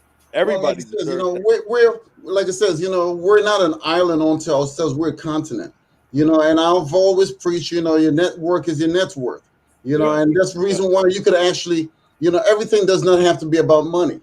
You see what I'm saying? It could be integrity, it could be honesty, it could be other things other than money. Money does help though, bro. Money it helps. It helps, yeah. But the essence of we are has nothing to do about money, right? You need honesty within that and integrity within that transaction. Yep. You see what I'm saying? Because you putting together a business deal, and if you don't trust the other guy across the table and he doesn't trust you, there is no deal there. So money is not going to exchange. Well, that's why they make so it has to be a degree of honesty and integrity there for money to actually change. Money is just something used for barter. That's all it really is. Back in the day, they used clamshells or whatever the case, barter. That's about it. But you have to have integrity. You have to have integrity and honesty within that transaction. Yeah, I still barter to this day, bro. At times I do too. Sometimes it's the best way to go about. It's the best and the easiest exchange known to mankind. Yeah, man. Let me tell you, when it comes to struggle, when you start struggling and understand how struggle is, you get real creative. The bartering system has always been part of us, who we are. Yeah. If we're family-oriented individuals, we understand because the bartering system is how we do stuff, amongst family members or people that we love, because we value more the connection that we have between human beings than we do something that we can touch or something we can buy or the money in the pocket. Don't get me wrong. It's nice to have money in your pocket when you can, but it feels a lot better to be able to rely on someone if you ever need them and they're there for you in whatever situation. It means more and it's more heartfelt and it brings more value in your life. You can have $0 in your pockets and be surrounded by people that love you unconditionally and be there for you, and you'll be the wealthiest person on the planet. I've used barter in many situations to build my business, one way or another, and it works out perfectly. If you're a mechanic, an automotive mechanic, and this other individual is a plumber, you need some plumbing work, he needs his car repaired, you just have yourself a deal. You see what I'm saying? That's it right there. He has the materials, you have the material. It's a beautiful thing. No money changes hands, just a shake of a hand. You can't hear you, Mark. Mark, we can't hear you. You got to get closer. Still, you have your mic off. You're on mute.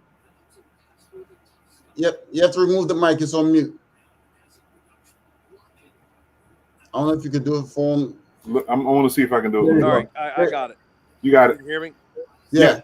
Yeah, my battery's going down. I got 10%, and I think that it automatically shut there. Yeah, it's going to do you it. know, what I was saying, Adrian, I agree with you. The barter system is still the best. But this wasn't a barter. This was probably the best Christmas that I ever had in the last 25 years. And that was an opportunity to share it with Mo Delgado and his family. It's a beautiful thing. It's a blessing. Sharing is caring. You remember that, Mo? Yeah. Sharing is caring. You know, that was Christmas Eve. That was Christmas Eve. Doing what we're doing. That's right. It was a barter. It was a barter. I had coquito. Listen, Mom made me coquito. That's right. Mom made me coquito. And, you know, we exchanged gifts. We laughed in the middle of back Maryland. You know what I mean? And Sherry was there with us. Sherry was there. Yep. My wife was in the car with us. Yep. Maintaining and we business. laughed, Yep. and y'all was outside grilling. Y'all was outside grilling, Mo. That's right. And That's that right. was the best barter, man. That was the best barter. That created an atmosphere that, you know, it stands the test of time. So it's an exchange of love, brother. That's all it is. Exchange of love. You know, it extends the, you know, test of time. So, you know, before I get disconnected, I want to thank both of you again. Mo Delgado, I love you with all my heart. Love you too, brother. You know, there's no doubt that if you, your family members, or anything that I can do personally, in the heavens above and the earth beneath, I'll push heaven and hell for you, bro. You know that. You know that. You know that beyond a shadow of a doubt. Thank you, brother. Adrian, you listen, my love for Mo just breathes down to you. You know, it's a blessing. You know what I'm saying? It just breathes down to you. All good Just things breathes come down from to you. above. That's it. Blessings upon blessings, man. We've been talking about that on the new norm. So now that we're at the apex of the third hour. We're right there at the third hour. So, but I'm gonna give you a chance, Marcus. Say a few words in closing, brother. Whatever words you like to say. Bless the world. The mic's in your hand. Say those words. Mo Delgado, I love you with my whole heart. Thank you, brother. I love your family. I love everything that you're about. Win, lose, or draw, as a mayor or as a candidate for city council, makes no difference as to my love and affection to you and your family. In my earnest and honest opinion, you are one of the truest and best men that I have ever known, and I pray God's blessings upon your life and your family's life from this day forward. Thank you. Wow. Thank you very much, brother. Thank you. So it's a pleasure having you on here, Mark. You know what I'm saying? You're an inspiration to many. Always, man. Just keep up the good work, you know, and keep the spirituality in your life as always. Always, bro. Listen, I'll talk to you guys soon. Thank you for having me. You're very welcome, man. This is the best night, no doubt. Don't let that battery die off too soon, bro. Adrian, like we always do, huh? Yeah, man. Talk to me, man. Say a few words before we close out. Yeah, you know, like I said, you know, the radio station is definitely, you know, pretty happy. We're working on the commercial. I received a text earlier today, and I forwarded it to my guy in New York. So they'll be working on a commercial for the radio station. Awesome. So I'm going to keep on, you know, tweaking it, shall I say, because I've already done a lot with the website. Yeah, so we're going to tweak the radio station now. Yeah. You know, so we go straight across the United States. So people be able to just go to the website and they can click it, bam, you're right there. You know, your message is going to resonate straight across the board, across the internet. That's it. And soon enough, utilizing that tool, if there's some sudden information, something that just happened, some alert that needs to be had, we'll be able to place it there and it's available to you a click away so you can get that breaking news, latest information, whatever the situation coming from us at the new norm. Yeah, you know, and like I said, I'll continue to keep being an advocate for the show, no doubt about it, you know. And tomorrow, my man Anthony Logan is holding an event. You know, tonight is past my bedtime. So that's out of the question. Right. That's out of the question. You know, he'll understand. I'll see him tomorrow, along with Mark Rassman, no doubt. But like I've always said, with the Delta variant that's happening now, be positive, folks. Test negative. You know, ultimately the decision is yours if you want to get vaccine or vaccinated or not. You know, so the bottom line, it's your life, it's your right. You do the best thing that's actually good for you. That's what I've always said. Absolutely. And again, we want to support the whole concept. If you're in Atlantic City tomorrow, go on to the boardwalk and enjoy yourselves and go see Carnival in Atlantic City. It's a great product of someone who has great vision, and he's all inclusive. So if you represent a country in the Caribbean, come on and represent yourself. Bring your flag. Come and enjoy yourself, whatever situation. There'll be lots of music, lots of dancing, lots of people, lots of food. So come on out and enjoy yourself. There's a good reason to come down. And us. Yeah, and you'll see us going down in once in a while. You'll see us. So if you're done, come on down. And if you're not, you don't get a chance to, regardless of what, get a glass, go to whatever your favorite drink is, and take a drink, take a swig, and do a toast just for life, because it's a great thing to be alive. And for those of us who are struggling with the loss of life, our hearts still continue to go with you. May the legacy of the love that the people have had, that you have for that person, continue to live and thrive through you. And we pray that you find some comfort during this whole process of transition. Moving forward, as I said, the variant is very, very vicious these days. The way it is, you'll see from Delta to Lambda and whatever else may grow. We know it's mutating, but the one thing still stays the truth. 6 feet away, you're safer. Putting mask on your face, you're safer. Washing your hands, making sure you have sanitary solution with you, you're safer. Vaccinated, you can be safer. So if you choose to vaccinate, please do so. If you choose not to vaccinate, either which way, follow those rules and help protect your life and the life of everyone around you, the people that you love. Because just because you've gotten the vaccine doesn't mean you can't carry that disease or that illness to someone else who may not have been vaccinated. So be very cautious as you move forward. It is July. Remember, the Olympics just launched. So if you want to enjoy yourselves, understand there's a lot of competition in the world. But remember, we're not competing for anything. It's about supporting these athletes out there. So if you see people, support them and give them the restitution that they believe that they need. These people dedicated lots of their lives to that sport. So enjoy it. Watch something you've never seen before. You might actually find yourself really happy to see stuff. Like I tell you, about a good 4 or 5 years ago, I've never seen, I forget the name of the sport where you say this big metal piece and you slide it on ice. What's sculling? Is it sculling? I think it's called sculling. I've never looked at it before. Now, every time it's on TV, I'm watching it. I'm like, yeah, I'm checking it out. That's some vicious sport right there. And it's cool as hell. It's different things about how people enjoy life. We all enjoy life differently.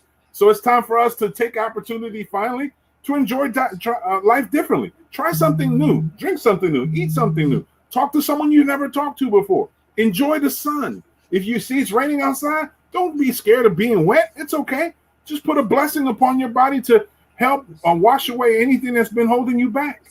And in the essence of all that stuff, just remember, life is a gift, y'all. Life is a gift. And for me, being the host of Mo Delgado, I am Mo Delgado. This is the New Norm 2.0. Adrian, my brother on the side. We are thankful for everyone that come around. Definitely. And we're hoping that you stay blessed during the week. We hope to see you next week. And make sure, as he said before, be positive, test negative. Always. Just be positive. Take care of yourself. God bless you. Y'all be well. Remember, tomorrow, rhythms and blessings on the boardwalk. See ya. Peace, y'all.